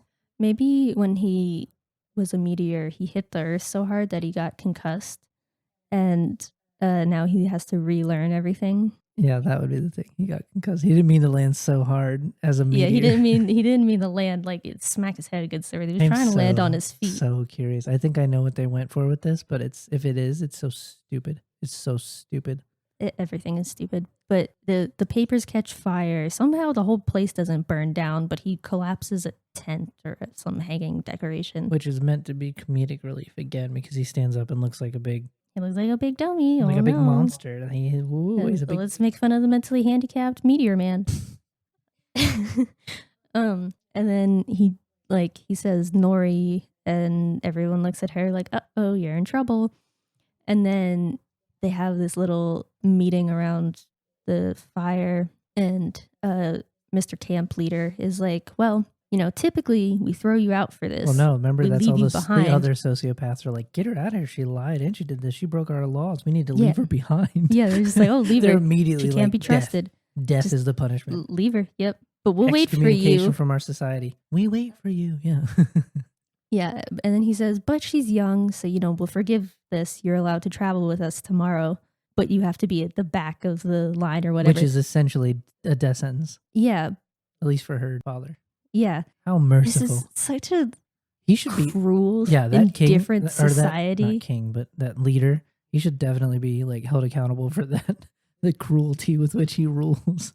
Why does he let his advisors like speak out so much? Like he's like, they're all like, I don't think they're advisors. I think they're just like the village gossips who follow him around and are just like giving their unsolicited advice and opinions at all times of the day. Well, you have the one young girl who lost her whole family who's pulling her own cart, remember? That's Yeah, smaller. Nori's friend is pulling her own cart at the back of the pack. And it's reduced in size, granted, because she's just Because one there's only one person. Yeah, but there are 3 able-bodied people to pull Nori's family's cart, and they're making the dad do it? Yeah, I didn't understand that. Like, just have him walk. He shouldn't be pulling the Yeah. cart, too. Or maybe take a few, like, things out from the cart that he could carry on his back or something so the load's not as heavy for the kids to pull, but still. There are ways around this. Yeah, there's Or so many. have a community member who might be able to spare some time, or rotate community members through who might be able to spare some time to help pull the cart, but they clearly do not care. They were like, every individual to himself. Yeah, it's weird. It's really, really weird. These a weird people blend. Are insane. Well, there's a weird blend of like comedy and like severe gravity to the decisions they make. Like you have the scene where essentially this is this leader saying, well, we won't ban Nori because she's so young, we can look past this and forgive her. Instead, we're going to leave your whole family behind. Your family must die. Like, sorry, but your father must die. You gotta make a choice. You gotta leave him behind because we're putting him in the back. And then you have this joking element where the father walks up to him and he goes, "Do you mean the middle back or the back back?" Or just like, you know what he means. Like, yeah, what do you mean? The back is not it's not lost on you unless you're doing the Oryx encounter in King's Fall. Then the back gets a little bit confusing. But we're cutting that out. No, yeah, and then so her old man friend just pops out, surprise, like suddenly from behind the cart, like they didn't see this 6'5" man. Even though he doesn't understand the language, don't forget the scene where they have this debate and they were like, "Well, you can't." Oh yeah, and make friends, and then he sees he understands the gravity of the campfire meeting that they had. He doesn't speak the language. Yeah, like maybe he can read body language, but that's kind of a leap considering he's very concussed. Yeah, but then you have to read body language and kind of understand context. Like he and doesn't know that he did anything wrong. Yeah, and he has to, because he didn't. He just broke a tent. Well, he violated their rules, but he doesn't understand that. Like he wouldn't. How would he know? Yeah. And the other thing is too, like, how would he? It seems more sensible to suggest that he would still be like stumbling around there, being like kind of an idiot, just trying to figure out what's going on, or maybe at least standing there like, yeah, just kind of trying to figure out a way to communicate, because these are people that might be able to help him in whatever task he's doing. Why is it that she's the only one willing to even like remotely consider helping this dude? At this point, they have nothing to lose. Like they might as well send him on his way and be like, "Hey, listen, there's a village of men this way." Like that one girl suggested. Yeah. So top him off on his supplies. He should be able to at least take care of himself. He's got some sort of magic system that he can use. I'm sure if he were in danger. I mean, he did when Nori and her friend first approached the fire circle. When he sat up and saw them, everything went like the fires came up and were bigger and stronger, faster, better, Kanye West. And then she was like, "No, I'm a friend." And then all the fires kind of like died down. So he picked up on the word friend, and then he says somehow. He says it to, well, I'm fine with that, because even like maybe it's like, I'll just put it this way. I'm fine with him picking up on like a single word and sort of understanding the meaning, because I think that's how a lot of words are understood eventually. He picks up on the meaning of the word, so clearly he has some societal understanding of things. And then what does he do? He picks up like the cart. He looks like he's going to pick up the cart from the back, or he grabs it. Yeah, it looks like he's just pushing it from the back, which is the most inefficient way. Yeah, he is so big compared to them and their tiny little carts. He should be able to like one-handed pick it up from the front and just drag it along behind him, or put it on his shoulders even. Like this shouldn't be. It's decent enough size. I doubt he could walk very far with it on his shoulders, but he could at least pull it from the front. That's the kind of weight that it was meant to be pulled, or tie it to his waist and just walk. It's interesting that they have, like, again, they have carts, but they have no like ponies or cows to pull the carts. Like there's a yoke on the front, but it's for people. It's like a bar that you push. Yeah. It's very, very odd. Yeah, I'm confused about that. There's apparently they haven't learned animal husbandry yet. Yeah, which is weird. Like I don't understand why they don't just use like backpacks for things, like stuff all your things in there and like live in a tent instead of living in this like 2x2 cart that Yeah, you it seems have. like they wouldn't need necessarily all of that supplies, I guess, but Especially if they're it nomadic and they're living off the land, they shouldn't have this much that they y- need to carry with them. yeah, it would seem like what they could do is kind of make shelter wherever they go. You know what I mean? Get some material and make a shelter out of almost any number of things. And I'm sure living in tents would offer you more camouflage and protection from outsiders than these big circle of carts. Yeah. Well, can we talk about that? The camouflage they wear on their hair and heads all the time. Did you notice Oh that in yeah, the like one the scene? grass and the Well, the flowers. one scene he was wearing that specific thing, like where he has to be near that particular type of plant Yeah. to blend in. It's like, what if you were like out in the middle of like a green field and you were sticking out like And a you sore forgot to thumb? put on your green grass Be like, headdress before you left the house that morning. it's kind of dumb. Yeah. That might be a nitpick, but it's so dumb. It was so dumb of a scene It's to a me. little bit funny. Especially because hobbits anyways were just good at hiding because they're small and quick and smart. They don't need to put on their little grass outfit. They don't need to put on their ghillie suit to go hide. They can just hide. They'd make excellent snipers. You need two of them to probably just pull the trigger. You have 4 of them operating one rifle. But yeah, so you get that whole issue with just this incredibly sociopathic society of Yeah, I was hobbit- watching. I was like, Harfoots. at first I thought it was a joke. I was like, oh, this isn't actually real. Like they're just like, haha, we're gonna leave you behind, but just kidding. We'll send Bob to help you carry your cart. No, they're dead serious. Like we'll leave you. I don't care. Oh, we've known you for 24 I love how years. they think though that like writing the names of the people they've left behind is like a way to honor them. Like I could understand if it was like the one they said that like there was a landslide or something. Mm-hmm. I was Yeah, like, there were a few deaths in there that like seemed like tragedies and Yeah. accidents, but then Or it there were a would've been, like- few like, oh well, Sarah got left behind. We'll wait for you. I'm like, we did. We just Yeah, left her we out didn't. there to Yeah. fend for herself. clearly sure the that way that ended you well. decide these things is like, well, we can't afford it. Every man for himself kind of thing. It's like, well, that's your community's not going to survive very long like that. Yeah, I'm surprised this group hasn't like factioned and splintered into, the sociopaths and the normal people who are like, hey, we'll help you out. We don't want anything to do with them though. They're Well, that crazy. kind of, I'll be honest, that kind of explains the narcissistic behavior of Nori. She comes from this whole society of people that are seemingly very narcissistic and think only about themselves. Like this was bound to happen. Well, they only care for themselves sometimes, and then they care for everybody sometimes when it's Well, that's what I mean. it's a It's like- safety issue. Well, that's what I mean is like, what I'm talking about is like the individualism kind of thing. Where it's like, oh, if you only care about yourself, that's all that matters. But it's like, but you'll need to care about other people in order to get them to help you. They're kind of means to an end kind of thing. Where it seems like she's willing to use every single person that she's spent her entire life around as means to an end to help this person who fell from the sky, who she thinks is going to bring her some adventure. And it's like, if that's your justification for endangering the lives of your people, who are, by the way, very cruel themselves, and you know that they're going to leave you behind and make life worse for you if you continue down this path, wouldn't you think like she would need a better reason than I feel like he's like very important? I feel like this is the Because she's case. got heart sense. Where's her self-doubt though? Wouldn't you think, like, what if you were living in this scenario? Like, I put myself in the shoes of this girl here, and I'm like, If I what if- went over to a meteor crash site and saw a naked man, I'm not talking about it. I'm running away. I'm right, not. but even then, want anything like, to do with that. say I'm one of those people who's like, I need to help this person. Like, they look like they need help, right? You want to say they're naive, fine, but like, you're endangering. Once that issue with your father happens, you got to make a choice, and it's yeah, like, and also she doesn't know that he's not dangerous.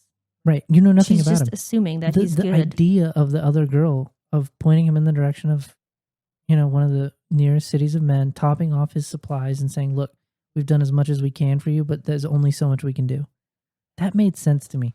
That made so much sense to me. It's like they wrote that in there going like, this would be crazy, wouldn't it? It's like everyone watching is like, no, No, that do makes that. sense. And Do Because that. what are they going to be able to do for him aside from provide him food? They don't have like a library or like an educational system to be able to help this man. Yeah, I don't understand what they think, because she thinks they're going to guide him to the set of stars specifically. Well, this old dude, if he can really do that, just point him in the direction. Yeah, just I be like, guess. hey, it's these stars here. Well, he says he doesn't even know. Here's some fresh snails. He says he doesn't know, and then remember he criticized her for he's like, "Did you read the page?" And it's like she's like, "Well, I thought I'd have time later." And then he's like, "Well, how'd that turn out?" You know, it's like this like, why don't you have this is how you keep like what happens if you lose the entire book? Yeah, you don't have copies anywhere or a what's the laminator for that's this what I'm thing. trying to figure out is what's the importance of this book? What is it telling this dude? Is he a shaman of some sort? Like, does he know about magic? Is he keeping the history in it? What is going on with this?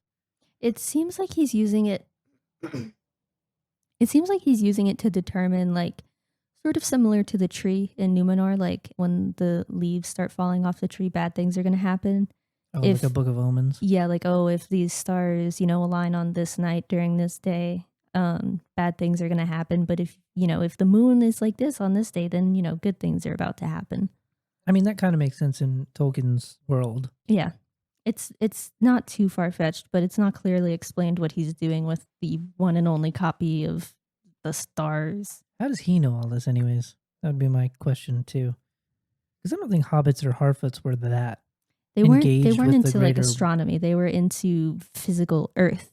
Right, They they were loved always farming, brewing ale, animal husbandry, anything that would provide food. Basically, is what they were or a interested in. comfortable life. Yeah, You know what I mean? Like the idea. I don't know. Nomadic farming seems pretty comfortable. You see those people carrying those carts. Right, but even if you want to make the argument, okay, fine, you can have Harfoots who are nomads, fine, whatever. They make the most out of a bad situation, fine. They're trying to survive and find their place that they're going to settle, fine. Why are they sociopathic and cruel? That is so unnecessary. It's so bizarre.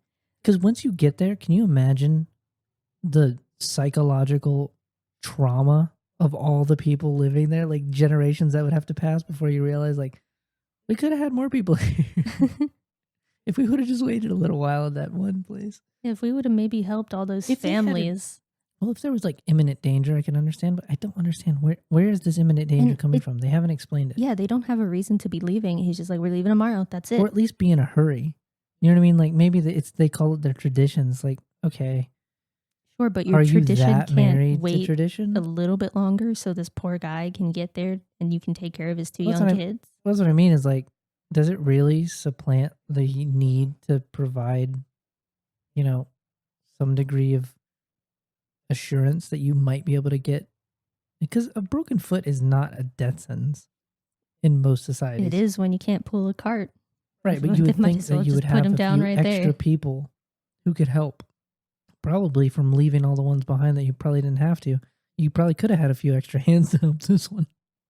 The irony behind this. Maybe they're just stupid. Probably. The Harfoot scenes were the funniest to me, not because of the comedy, quote unquote, that they tried to interject in there, but just because of how bizarre and psychopathic these people are. I feel like I'm just looking for one character in each line of story to enjoy, and the only one I've enjoyed is Nori's friend so far. She's the most like well-rounded character who's actually makes sense and is funny when she needs to be, and is using common sense and is making sensible suggestions, and no one's listening to her. She's portrayed as this like kind of cowardly, not really understanding the world, whereas Nori's like, she just misunderstood. She's the one who's actually right. People need to get on her level, and it's like, no. You've made a character that would make more sense as the protagonist here. Use her. She's the one with more loss and a lot of tragedy. She would have to overcome that and make a decision to help this guy. And arguably, she's done that. She was the one who had more to risk in this scenario. Well, maybe not. I guess Nori had her family to risk, and this girl has herself. Just on her own. But I don't know. I just find that her character is more likable. Yeah, all the side characters are infinitely more likable than whoever the main protagonist of the subplot is. Yeah, they make better decisions and they're more understandable, like relatable. Mm-hmm. Like Halbrand, even though he does stupid things, kind of understand why he does stupid things, I guess, maybe. His is a little less reasonable. In my opinion, I think he's still pretty out there as a character, but at least he's a new character, so there's nothing you can point to and be like, well, he wouldn't, normally do this. This isn't even remotely accurate to his character. Like, I guess they could go a number of directions with this guy. So you can get impressions from, which I wish they would have just done with Galadriel's character. Just make your own. Make your Yeah. own. You have a ton of stories to draw from, or you can make your own character out of it. But here we are. But yeah, Nori is incredibly frustrating to me, and that side character is so much better. But yeah, that's how that ends, right? Yeah, He helps them that's the start end pushing. of the Harfoot subplot. And then the last little storyline going on here is with, what's his name? Arendir? Arendir. Because we've completely left behind Elrond, that storyline, because there's usually 4. Yeah. We didn't deal with that in the this one, episode the yet. village lady with her son with the That's Blade Arendir's. Hills. I just count that as Arendir. Yeah, so That's the Arendir Southlands has one. been taken prisoner by these orcs, and they're making him dig trenches. Yeah.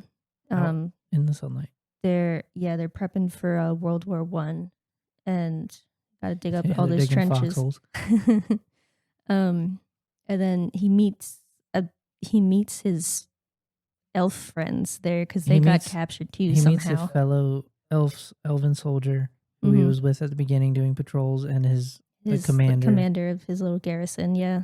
Who they were leaving, by the way. Remember when he went to go back? I don't understand how they were captured. And what was the point of the orcs capturing them? If you had a whole battalion, or I don't know how many elves they had there, but I'm assuming, at least 30 something is that a battalion? 30? No. Battalion is like... How many is 30? A unit? No, 30 is a platoon. Oh, a platoon. Okay, you have a whole platoon of elves there. You did 30 elves got overrun by orcs. Elves are supposed to be the greatest warriors of Middle Earth. And orcs are not good fighters. They only have their numbers. But we haven't seen the orcs in great numbers in any scene so far. It's just plus they're trying to stay under the radar. Here and there. Yeah, they're supposed to be very sneaky. Well, so I feel like ambushing a whole elf garrison is not the best way to go about. Yeah, I mean, I guess maybe they had numbers on their side, but what would be the point? Someone's if the elves are leaving, someone's gonna know. They're like, "Hey, platoon 32B hasn't returned yet." Well, that's the thing. It's like if the elves leave, you have all of a sudden you have no one stopping you from taking over this area, and the elves don't know about you anymore. Yeah, just by capturing these elves, who were going to leave anyways, you pretty much lose out on all of that.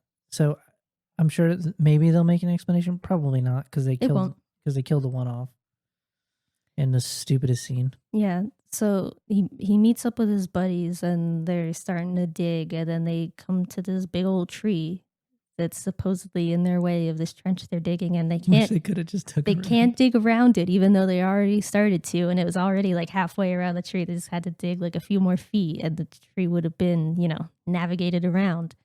But no, we can't have that. We got to cut the tree down. But the elves don't want to cut the tree down because they respect nature and trees are their friend. And then because they stood up to him, it earns them a water ration. And that was another wasted scene. It just took them so long for all three of them in like slow-mo to like pass the water bottle around, take a sip from the water bottle, hand the water bottle to your friend, have him take a sip, and it was so long. And I was like, maybe they accidentally did this. Like they just accidentally left it in. Like this was supposed to be like cut and nobody noticed. The question though is, what was the purpose of giving them the water and then cutting the throat of the one elf? Like, it seems like a waste of water. Skip the water part and just cut his throat and be like, hey, we're going to kill you if you don't cut down the tree.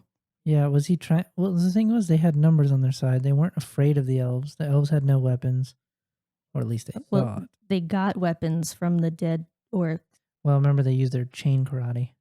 I forgot. Do you remember that? It's stupid chain jujitsu. They were whipping the chains in their face, even though the orcs could easily just grab the chains. And by the way, whipping a chain at somebody would hurt, I guess, but you're at the person chained up is at the most disadvantage because they could just yank on the chain, which they do a few times. Yeah. And that would solve the problem right then and there. Yeah, you'd be on the ground. Done. Yep. And they could just keep doing it and tripping you. You have no balance there, right? And you could argue the elves are more agile and smarter and all that stuff. Fine. if But someone's yanking at your feet, you're come up not. with a better way of solving this problem. Like, because then they have this, they cut his throat and then they come up with a plan, right? Yeah, one of them has to look over the ledge of this very short trench Yeah, it's that not a they're very big digging. It's trench. not deep. It's not hidden underground. It's just Because orcs can't take sunlight, and the only thing keeping these orcs, alive out in the sunlight or healthy in the sunlight, I guess, is their their little little scarves. burkas that they're wearing. Yeah, and it was kind of weird because my assumption of orcs not being able to go in sunlight was it wasn't like direct sunlight. Like direct sunlight will damage them and burn them, absolutely. But it was more so during the daytime. Like if it's sunny but like partially cloudy out and the sun goes away for a minute, like the orcs wouldn't then be able to come outside for a minute and do what they needed to do because the sun is still out. It's still very bright out in the world. You still have the influence, you still have the warmth and all of that from the sun. But because it's partially obstructed by this slightly gray cloud, you can come out. Now, I assumed they had to wait until cover of night when there was no chance that. No, I will say the clouds are somewhat accurate because originally the sun. Remember, the sun is not a normal celestial body like Mhm. we think of it in Tolkien's world.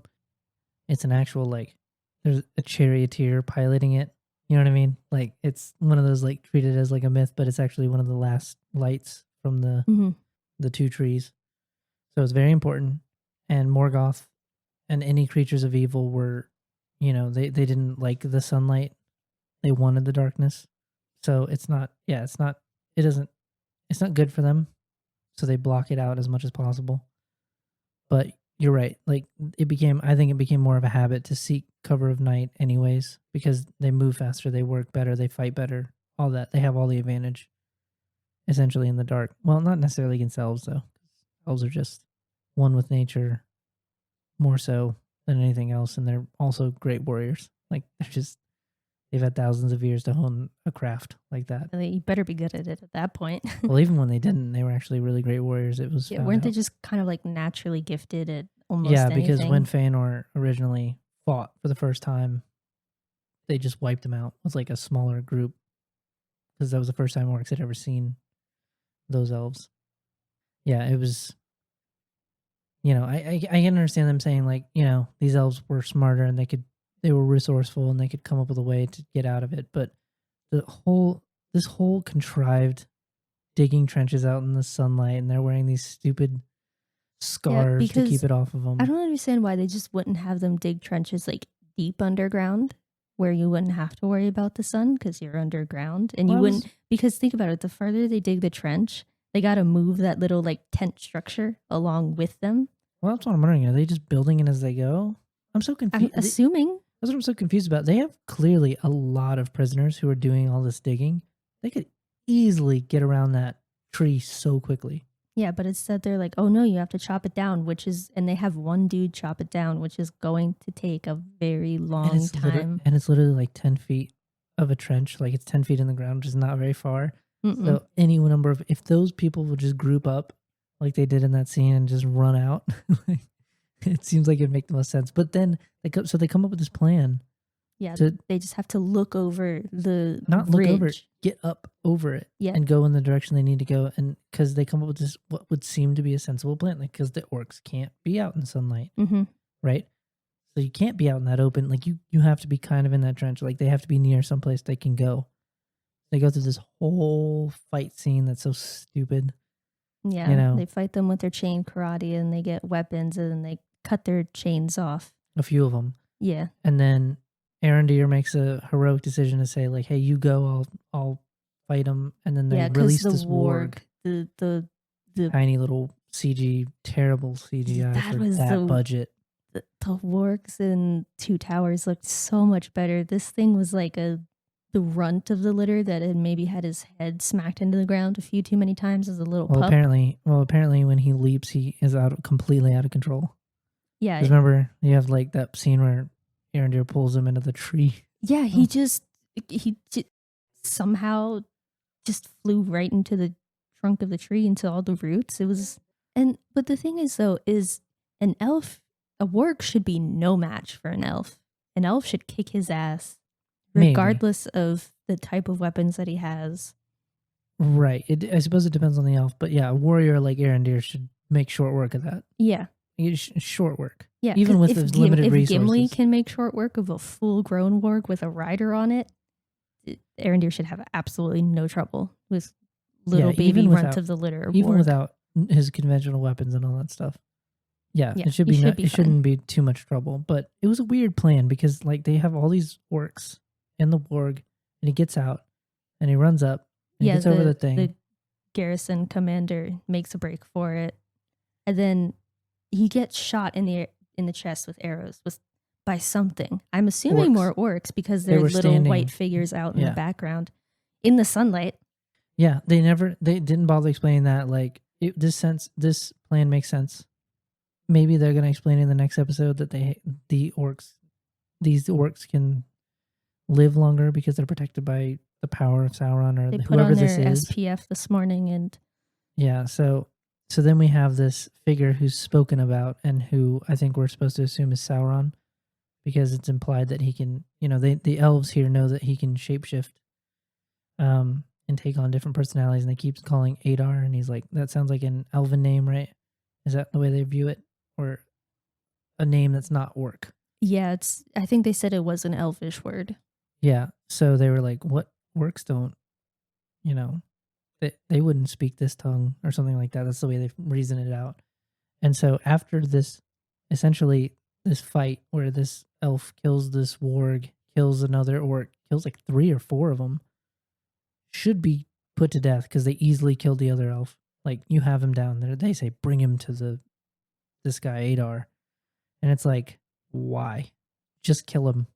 You killed the other ones. He has plot armor because he can't die. Yeah. And so the other characters make bad decisions. He starts a rebel uprising in this thing, and they kill all the other elves that also started it. But not you. We're going to take you to see the boss because you're special and different. I like you. For no reason. Yeah. I don't know why, but I like you. It's so weird. Just kill him and be done with it. Go on your merry way. You don't need to leave him alive for any reason.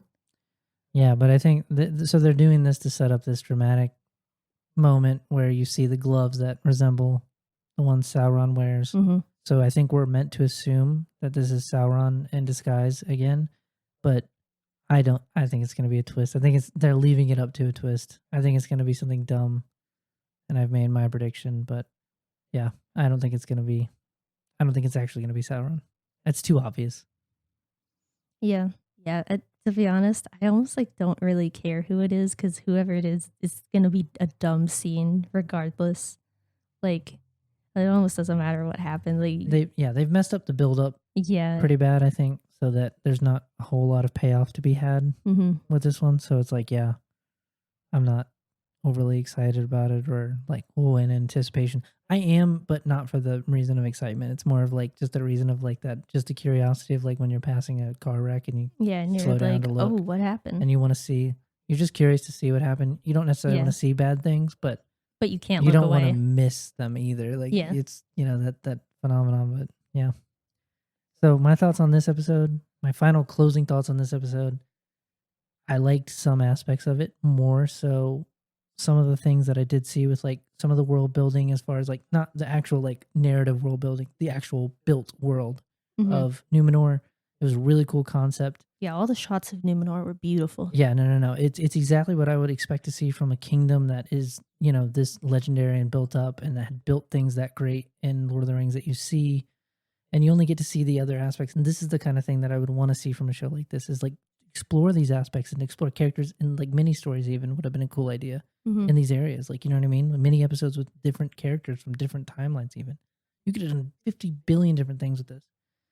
But then, those aren't outweighed by the just poor character decisions. The main characters are incredibly annoying. Galadriel's annoying. Nori's annoying. Their side characters are much more tolerable and relatable. I would rather watch a show about those two any given day. I wish Galadriel would have been some random character they had made up instead of her. She's been shoehorned in this situation, and the timeline has been crunched together to fit it all in together in one and make it make sense. But hopefully there's some hope for the Numenorian storyline here. That's such a cool story, and I have a feeling they're just going to butcher it. But those are my closing thoughts on it. What would you give this episode out of 10? I'll give it a 3 just for some of the visuals. Yeah, I was gonna give it a 3 as well because Numenor was beautiful. I loved it. That's almost exactly how I would have pictured it in my head. Maybe a few small differences here and there, but it's just visual preference at that point. Yeah, just the characters they're not relatable. They're not compelling. They're just very one-sided, one-dimensional, uninteresting, very unintelligent Well, the ones that are caricatures. and the ones that are relatable are pushed to the side. Yeah, they're pushed to the side and treated as if they're stupid, dumb, or lesser than because how dare they not think that the main character is doing the right thing because they're the main character. They're always doing the right thing.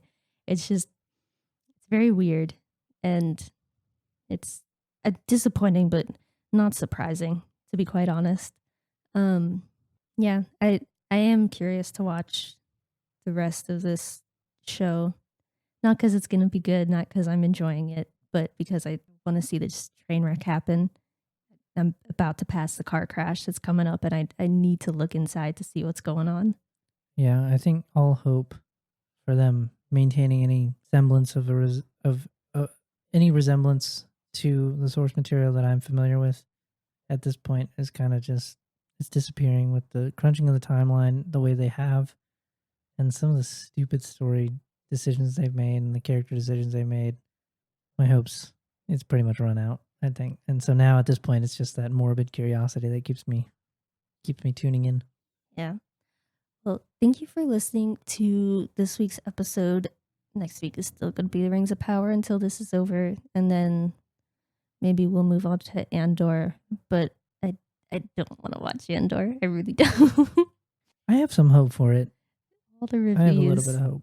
All the reviews I've seen so far haven't been favorable, but maybe it'll be another car crash TV show that we can watch together. Maybe. I'm really hoping we get something good. I mean, I've heard some people say good things about it, but I don't necessarily trust the people who've said that. So we'll see what happens. Yeah. But, yeah. But thank you all for listening. If you made it this far, I know we have a lot to say in these, but appreciate you, and we will see you next week.